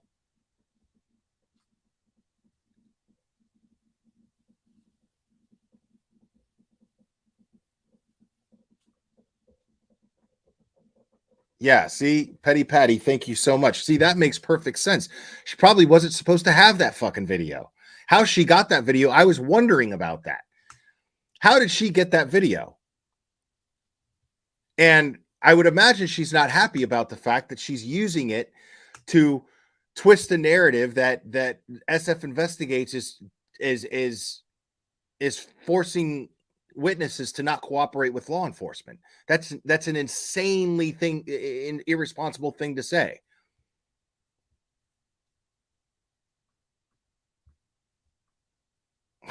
Cherry. Woods. I don't know what they're doing in the cabin in the woods. I just know it's not his aunt. And they are both privately sneaking off to a cabin in a woods several times a year. Meanwhile, he's living in her house. And every time he has automobile problems, he calls her and she's the one that pays for his car issues. And oh yeah, let's not forget this. Even JLR's channel, all his account information is in Great Aunt Mary. He's not claiming his channel as his income. Forgot about that detail too. Yeah, if you did a public, or if you were suing him, for example, and you decided to do a subpoena for Google, you would probably find somebody else's name on that account, or somebody else's. Let me say this: his name's on the account with the wrong social security number, and his account number. His banking account number is Aunt Mary's banking account. So Aunt Mary gets the money. And I think that's because I think he's on disability. See, I have to wonder why JLR would be so stupid as to let her know this. Because I don't think he is. I mean, I don't believe that JLR is that stupid. You know? So I'm going to say that these are probably lies. Much as I dislike JLR, I mean, we have to, use your eyes, people. This is, it doesn't add up that JLR would give her this type of, all this information. Someone like her, give her all of this information. I just don't see it. And even still, how's she ever going to prove that? Because here I am, somebody who doesn't like JLR, and at no point am I listening to any of this going, oh my God, that's interesting. Ooh, really? Oh my goodness, JLR? Really, JLR? Ooh. Petunia Picklebuck, thank you for the super sticker. Appreciate that. Oh my goodness, there's no way that I'm going to sit here and do that. Mostly because of where the information's coming from. Betty, you don't have any credibility in this fucking community as somebody who speaks the truth. So nobody gives a fuck what you're saying. Nobody gives a fuck what you're saying about JLR because people don't believe what you're saying about JLR because the source is not credible. You being that source. You're a liar, a known liar on this platform. So what do you think you're doing here? You think you're exposing the real JLR? No, you're not. Disability as well. And So again, This is stuff that I don't give a fuck about. I don't care that he is I don't care that he is, you know, using somebody using his channel in somebody else's name and you know, avoiding paying taxes. Dude, I'm a fucking libertarian. You think I give a fuck if somebody's not paying fucking taxes? I don't care. I don't care. Really have income. Now, Kenny, should we play burning down the house again? Or maybe it's the fact that his driver's license is to a different property than the one he actually resides in. There's also that as well. So there's a lot of geeky stuff going on with JLR. I think we got a super dad. Super dad. Super dad. Super dad.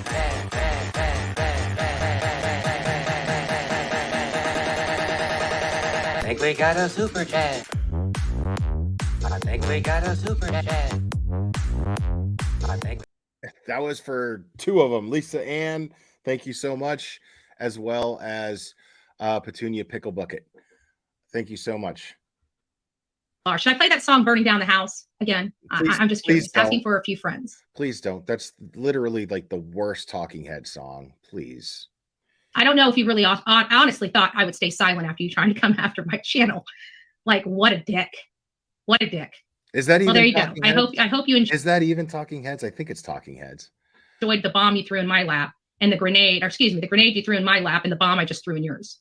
I don't know how you thought this was going to keep me silent, JLR. I really don't. I don't do intimidation. You of all people have stood by me for a really long time, and no, I do not act well when I'm intimidated. I get up and I fight like hell. If you haven't noticed. See, I appreciate that, Cheesy Wheezy. I mean, that's because, you know, like, let's just be honest. The subs that you lost are the same kind of subs that I wanted to lose. But it's not for me to say what matters to you and what doesn't matter to you. I'm sorry that you lost subs, and I'm grateful to you for sticking to what you think is right. But me, I'm the guy that's like, I don't give a fuck. Fuck off then. I mean, if you're just if you're the type of person that absolutely like goes off of just shitty misinformation, you're not going to get anything from this channel. I can't oblige you for the things that you're looking for. I can't do anything for you. So you're not going to get anything from this channel anyway. You will not intimidate me, and you will not silence me. And if you want to keep coming after me, that's fine. If you want to dance, we'll dance. I don't have a problem taking your ass to court either. And then we can really get it all on the record. If you really want to, JLR. Let's see whose legal mind is better, shall we? Because I guarantee you, even that 10 years in jail, I bet you I will walk you like a fucking dog. Let's let's explore that for a second. Because I am no, I like the Talking Heads, man. David Byrne's awesome.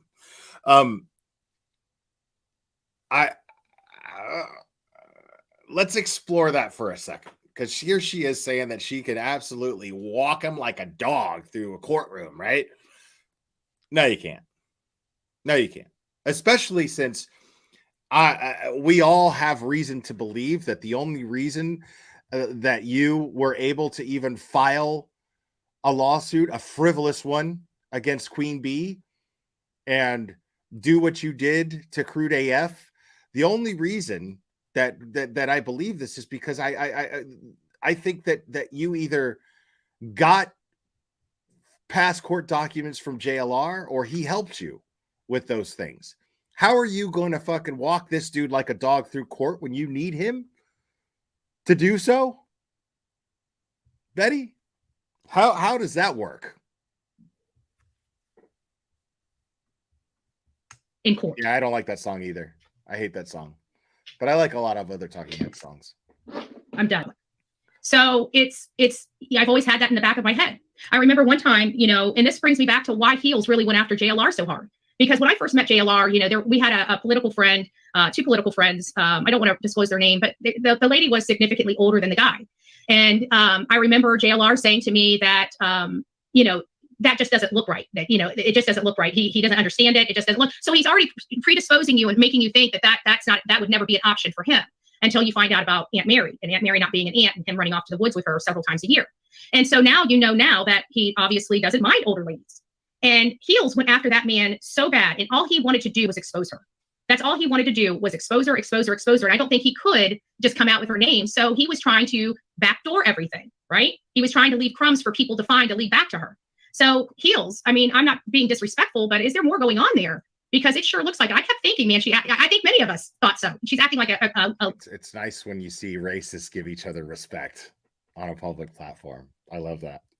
I love that for you, Betty. Thank you. Crazy ex-girlfriend. Not that I'm saying it is, but it's starting to make a little more sense, isn't it? He told me whenever I questioned him about Magnolia, you know, who Magnolia Sims was, because my mods came back here and told me that, you know, she was yelling at people not to say my name in the chat. I'm like, so I reach out to JLR. I'm like, who's this? Why is Magnolia being mean to me? Who's this Magnolia chick? And why is she the only one modding in your chat? You know, that's what I'm asking him. And he basically tells me that she's. I mean, this is the thing, dude.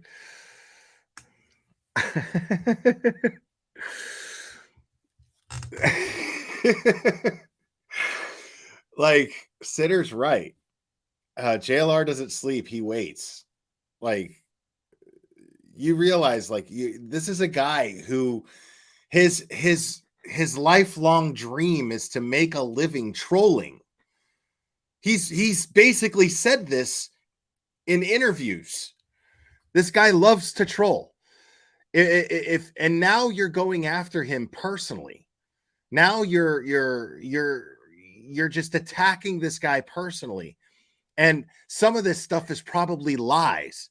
You don't think this guy's going to take that personally? This guy who you have bragged about, who is like a fucking troll Terminator, doesn't stop.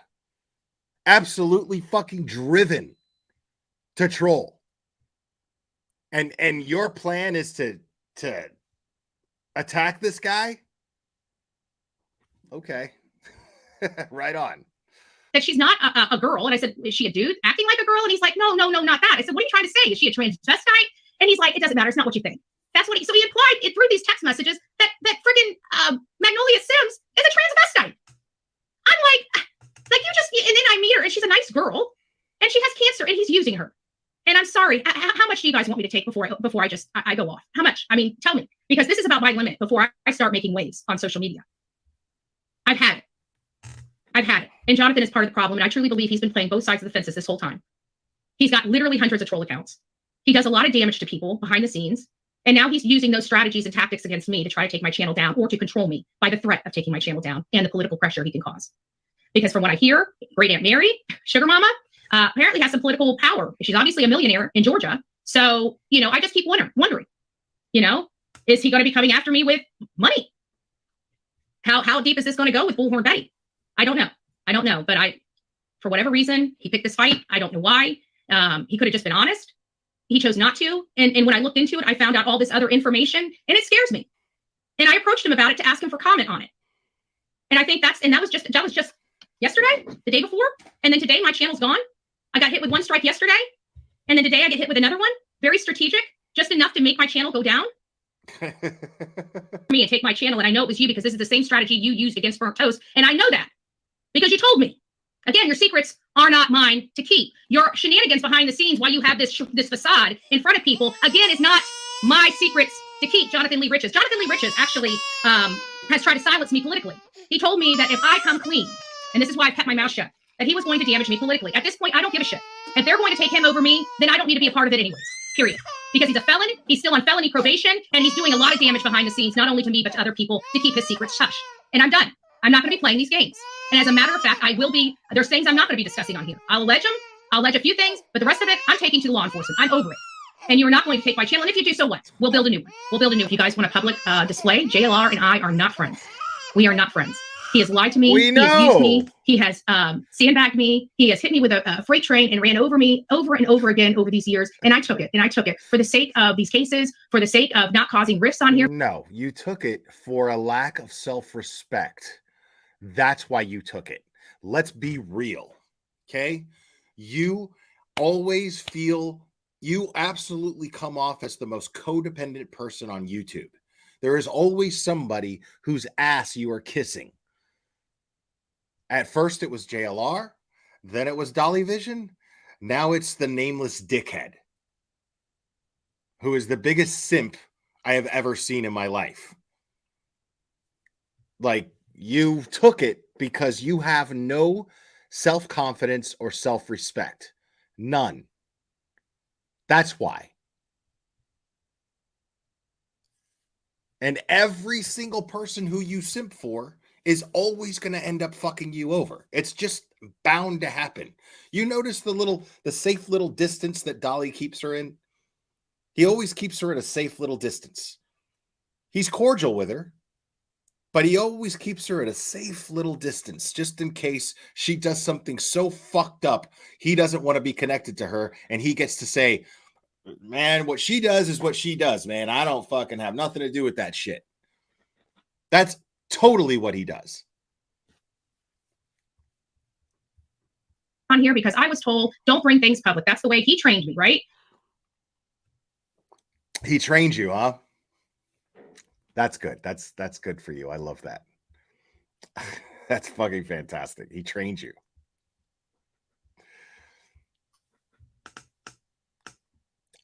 My goodness.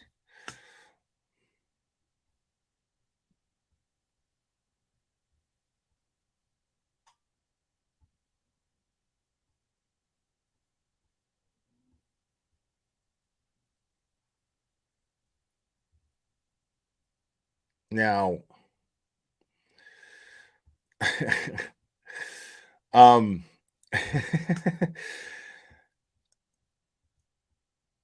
let me take a look at this real quick.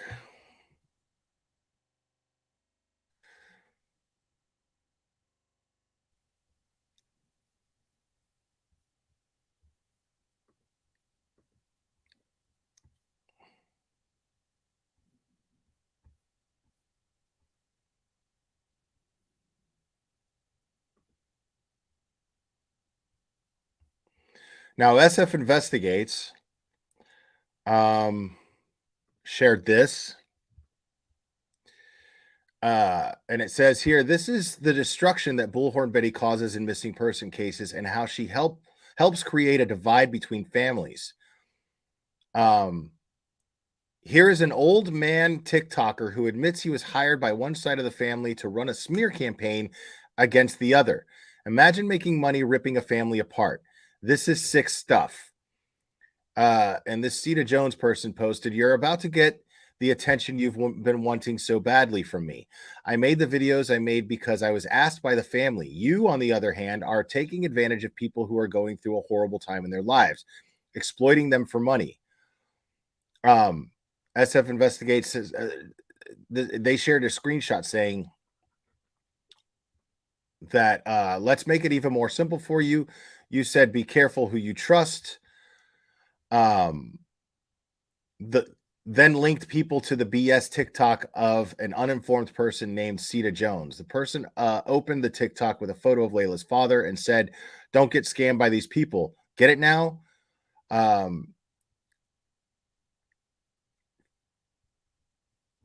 Yeah.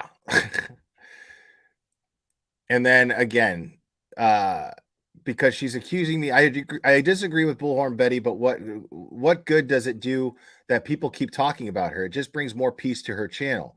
No, it doesn't. Also, people have been trying to cancel her for years and hasn't worked. So why continue? I haven't tried to cancel her. And then he says, because she is accusing me of committing a crime as a person licensed by a state regulatory bodies, I have to fight back against that and demand accountability. Agreed, especially if he's going to take legal action.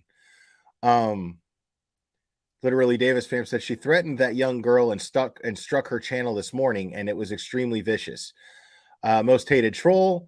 What did you even say to her yesterday to piss her off? LOL. Burnt Toast says Davis Pham was asking the tough questions that everyone wanted Morbid to ask, but he's too far up BHB's ass to do so.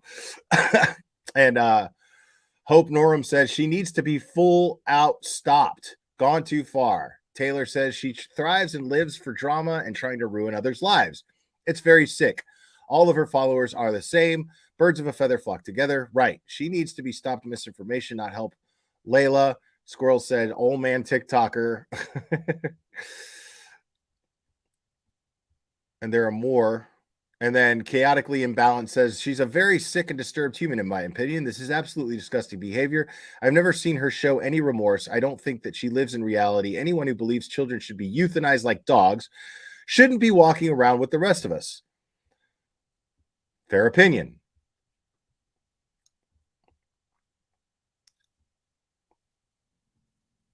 And this is my favorite. This is the creme de la creme, y'all.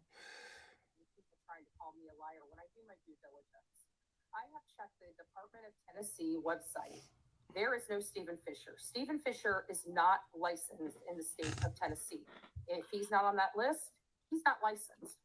This is the email that I just received from one of my mods that was posted by Steve Fisher. Get new mods. Your mods are stupid. If your mods are the ones doing your fucking research for you, get new mods, you dummy. Realizes I'm indeed licensed in Tennessee. It's the ultimate irony. Her entire live broadcast intended to discredit me backfires spectacularly and only served to spotlight her own profound stupidity. So I'm going to be shocked when I find out that he is licensed in Tennessee, right? Okay. Well, here's the website for Tennessee PI to verify licenses. Check it out. So I went over to the Department of Commerce and Insurance, and I clicked on the Verify a License link. At that point, I ran the first search as Stephen Fisher, and then I searched that name.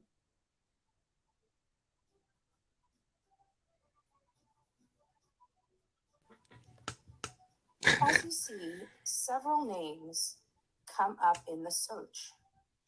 And as I scroll down, I notice one thing missing: Stephen Fisher. Stephen Fisher is nowhere on the verified license link. So I decided to check the link different, or the search different, and put Fisher, Stephen, just to verify that I didn't do anything wrong. So now I've done the first search both ways. And guess what? The same exact list shows up for me. So this concludes that Stephen Fisher is not licensed in the state of Tennessee. Steve, show receipts. I don't see any Stephen Fisher on there. Call me stupid. You're stupid. Okay, stupid. Thank you for clarifying what you prefer to be called. So this is what I did. So I went to verify license. Oh, I love Steve. And then I put in my last name instead of playing around with guessing at first names and playing with commas, and I hit search. Okay, stupid. And you're right. I'm not there. I'm not like you. Oh, I think you got me. I think you got me. Well, I'm not licensed in Tennessee. You're right. I'm doing. Right. Oh, wait, what? Oops. Fisher, Stephen, individual. Learn how to spell, idiot. Private investigator. 9101 archive. Dude. Stephen Fisher. Private investigator. Active. Oh, no. Oh, stupid. This does not look good for you.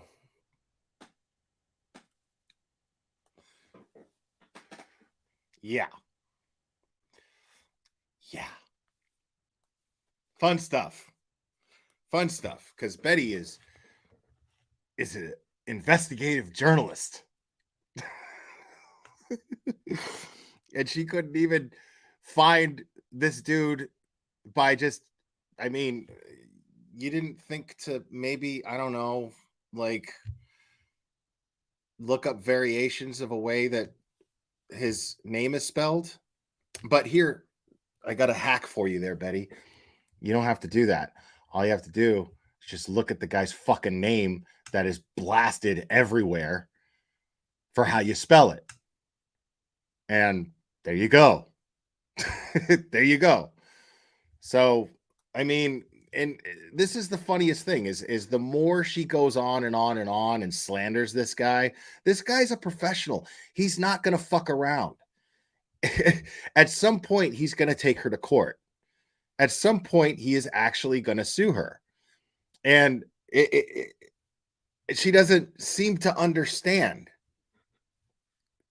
Headstones. The glare. She also thought SF's actual PI company was called Ziegler PI. Oh, yeah. I remember I read that. Fuck. That shit was fucking hilarious. Oh my God. I saw that. Give me a second. Let me find that. I saw the video that somebody posted. Headstones, do you have that video handy? If you do, drop it in chat and I'll play it.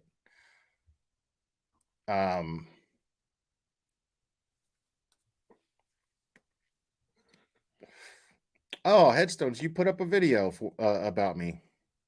Let's see. Headstones did something nice.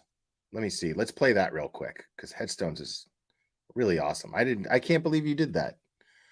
Let me see. Let's watch Headstone's video that she made real quick. Let me see.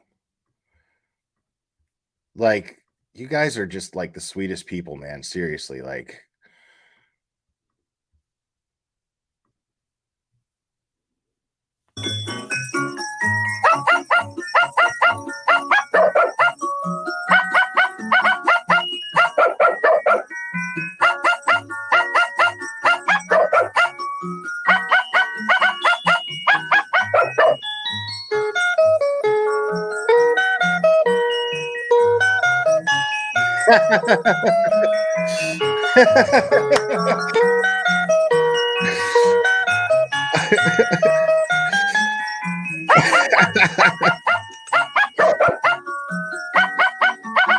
Awesome.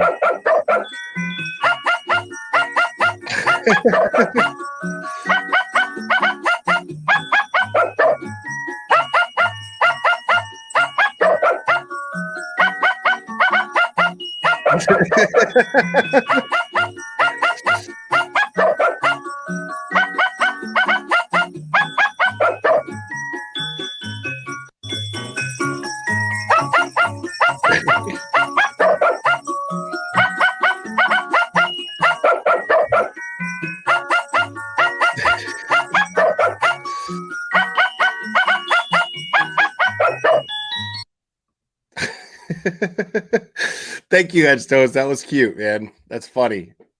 Appreciate that.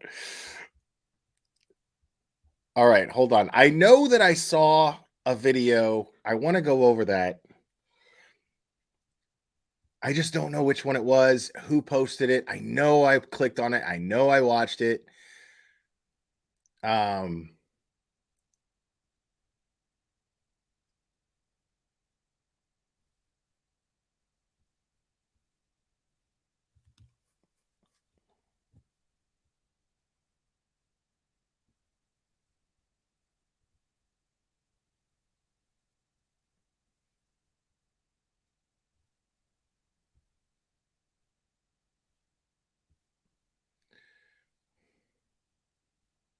Oh, it's going to drive me crazy because it was fucking hilarious.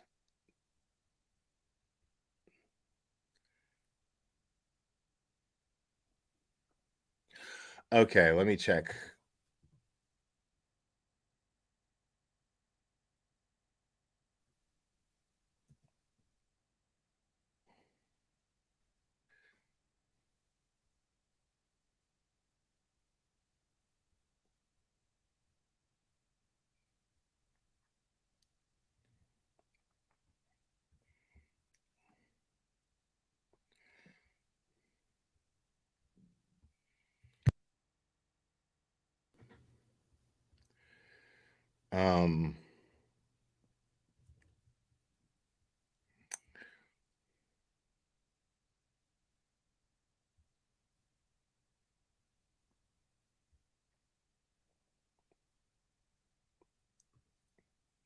I think it's this one.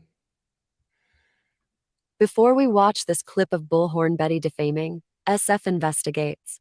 Here is the proof he is licensed in the state of Tennessee. This is He was Chronicles of licensed the in Oblivious. November of 2022. It expires in November of 2024. So it really upsets me. But this is what upsets me more. He is not acting within his license. Oh, no. He took $3,000 from George and Brittany to go out to Tennessee. He is telling the public he has reciprocity from Florida.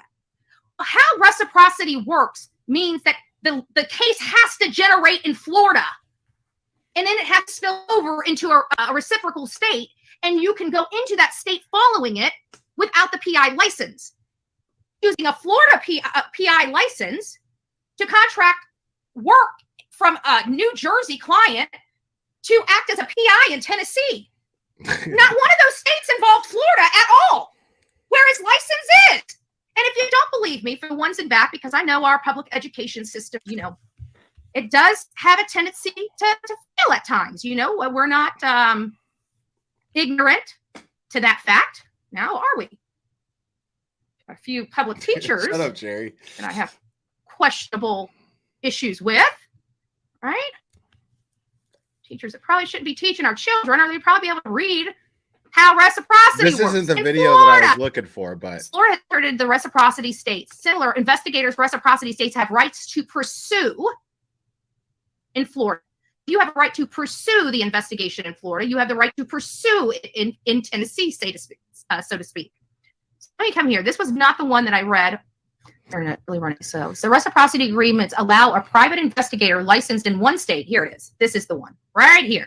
Let's go over this. So everybody is understanding how reciprocity works. And this is the one I was wanting to read anyways. I found it. Reciprocity agreements allow a private investigator licensed in one state. So he's licensed in Florida because that's the only state that gives him reciprocity to Tennessee.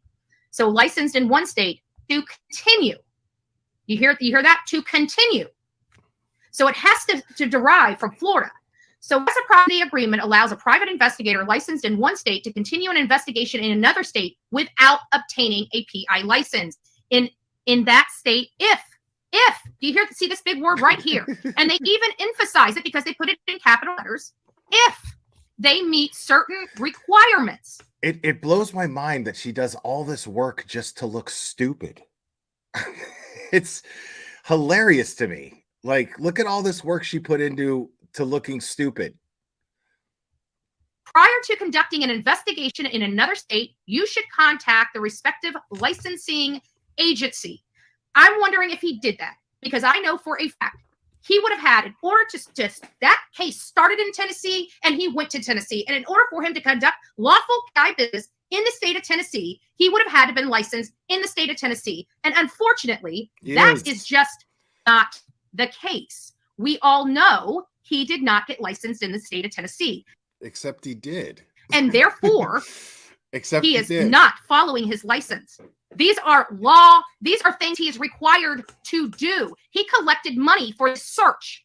Not only is she like as dumb as a dog, she's as dumb as a stupid dog.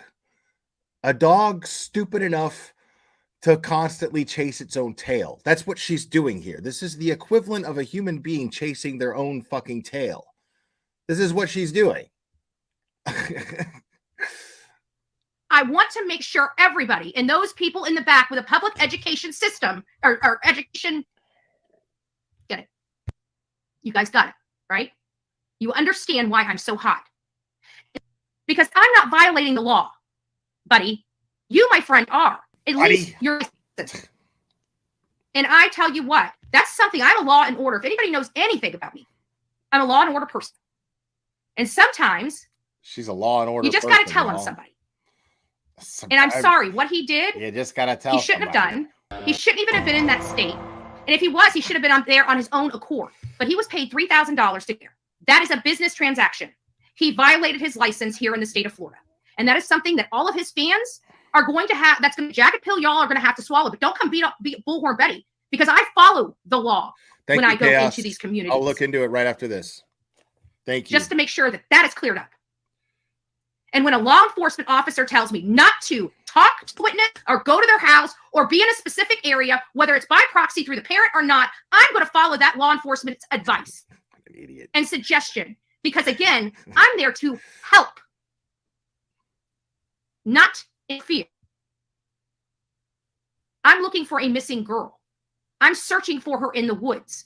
No, you're not. I can follow without No, you jeopardizing didn't. the case. Oh, you didn't.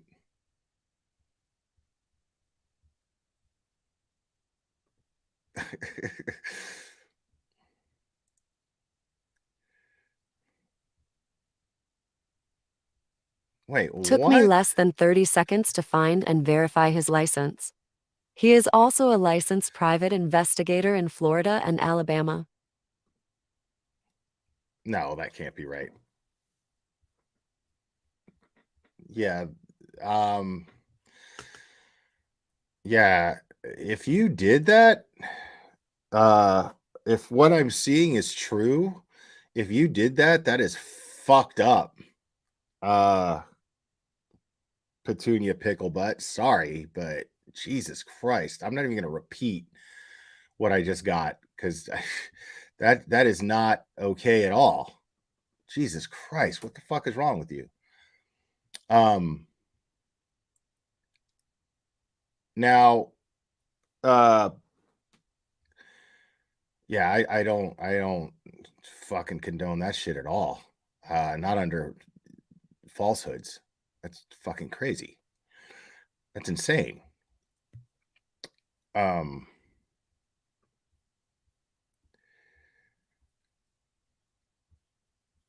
on. Yeah, that's right. Okay, here we go.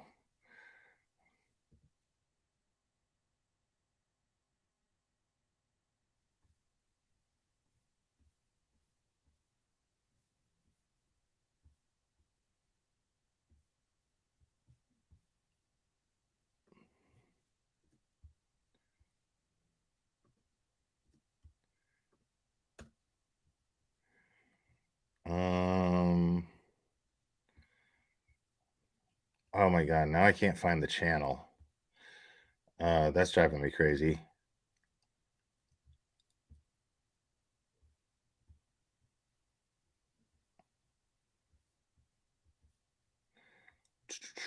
Hold on.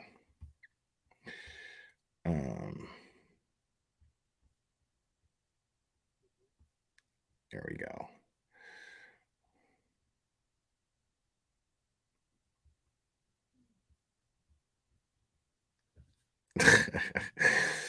Hold on. This is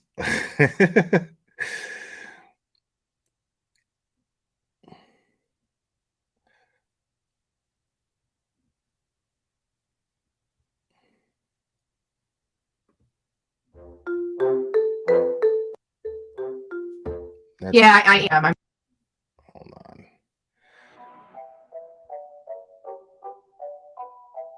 Oh yeah, here we go. So either way, we're gonna. This is it. Okay, I found it. We're gonna break that Sun article down. We'll give you the real, okay? Not this, I'm better than the cops, I'm better than everybody else, and I've got this big, I can shoot the piss further than anybody else contest that Steve Fisher, well, that's how we got SF Investigates. We need to be calling him by his name. What is it, Ziegler, PI?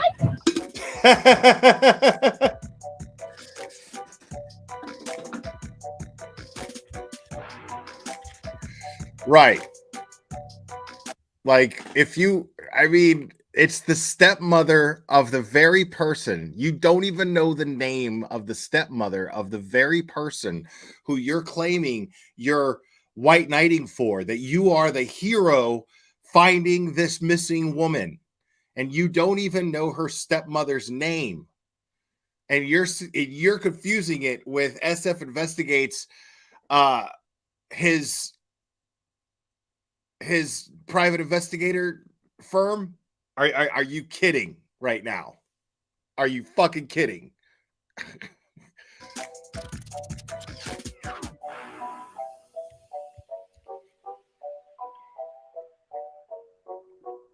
And it's referring right. I read this article.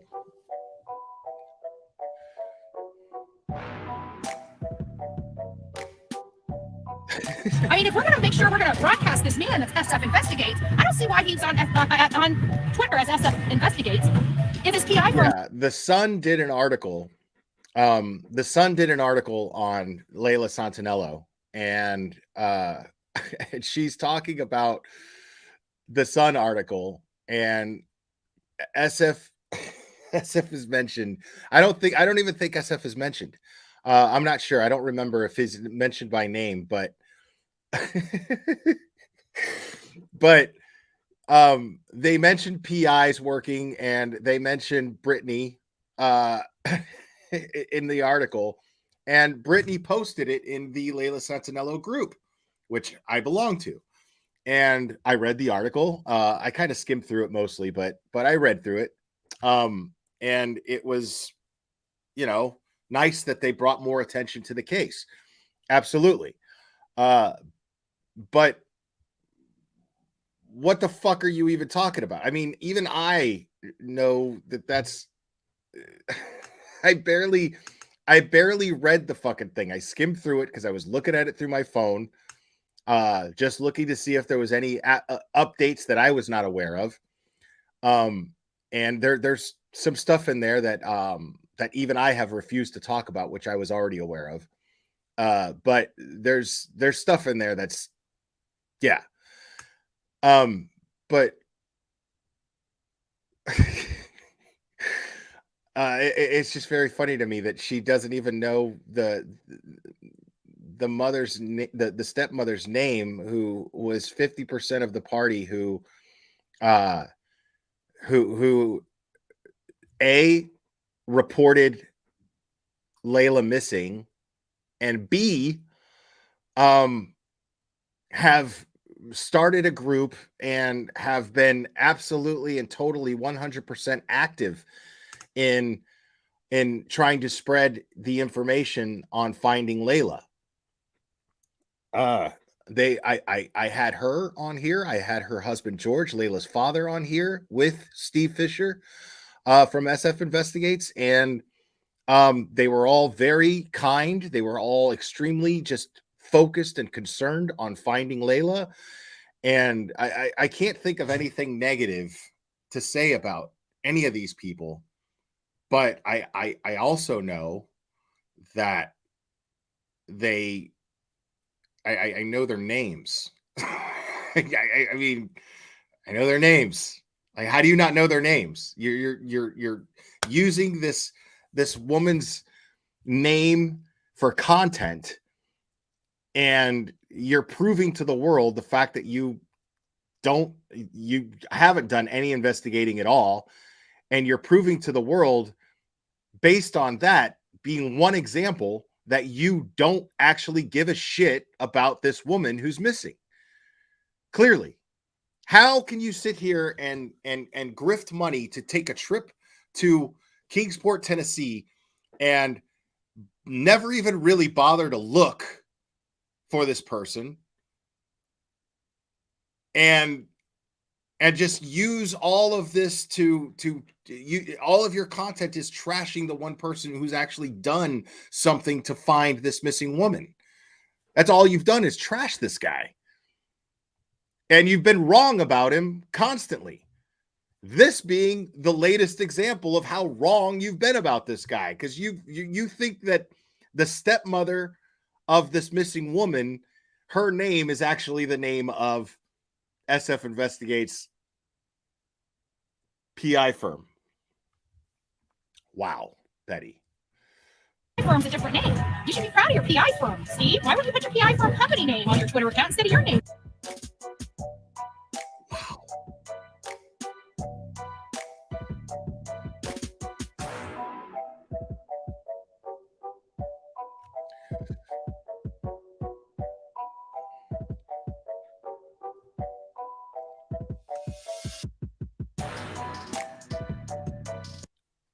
It says here, this is his description of his firm.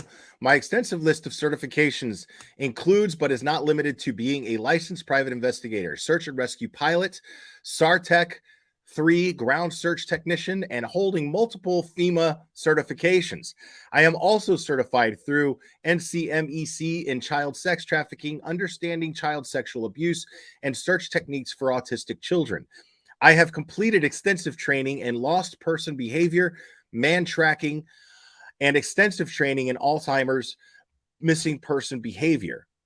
I also have law enforcement police academy post PC 832 laws of arrest and weapons certification. This breadth of knowledge equips me with a deep understanding of diverse scenarios, enhancing my ability to respond effectively to a variety of missing persons cases. So you don't have to worry about like complaints and stuff, man? I'm just curious because you deserve a few.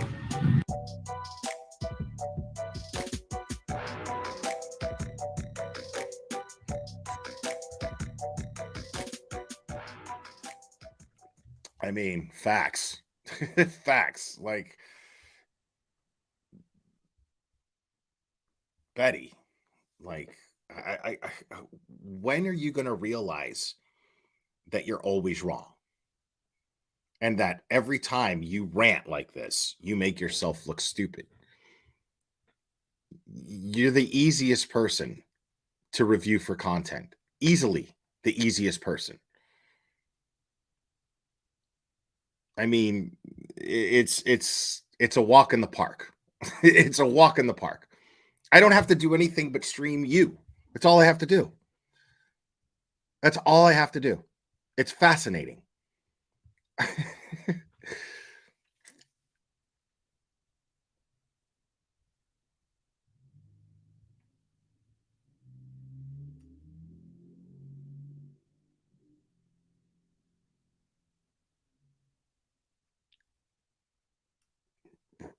Right. But she hasn't even used her bullhorn in God knows how long. I mean, like, the bullhorn is her. That's all she is. She has nothing. She is nothing without the bullhorn. Like, I love that she hasn't used it because it's a lot easier to see how fucking useless she actually is. I mean, it's actually not that hard to keep up with her stupidity. It's pretty fun. It's pretty fun, Cheesy Weezy. Like, without the bullhorn, you know, it's so easy to see exactly who you are and what you're capable of, which is nothing. You just come up with absolute zilch constantly. You interfere in ongoing investigations. That's it. That is the most that you possibly ever accomplish. It's unbelievable. But I am going to wrap this up, guys. I appreciate all of you. You guys are absolutely fantastic. I love you guys. All of you. You guys are fucking great. Seriously. You mean the world to me. I appreciate all of your support, all of your moral support, and otherwise. You guys are amazing. I'm going to wrap this up. I love you guys very much, and we will do this again very soon, my friends.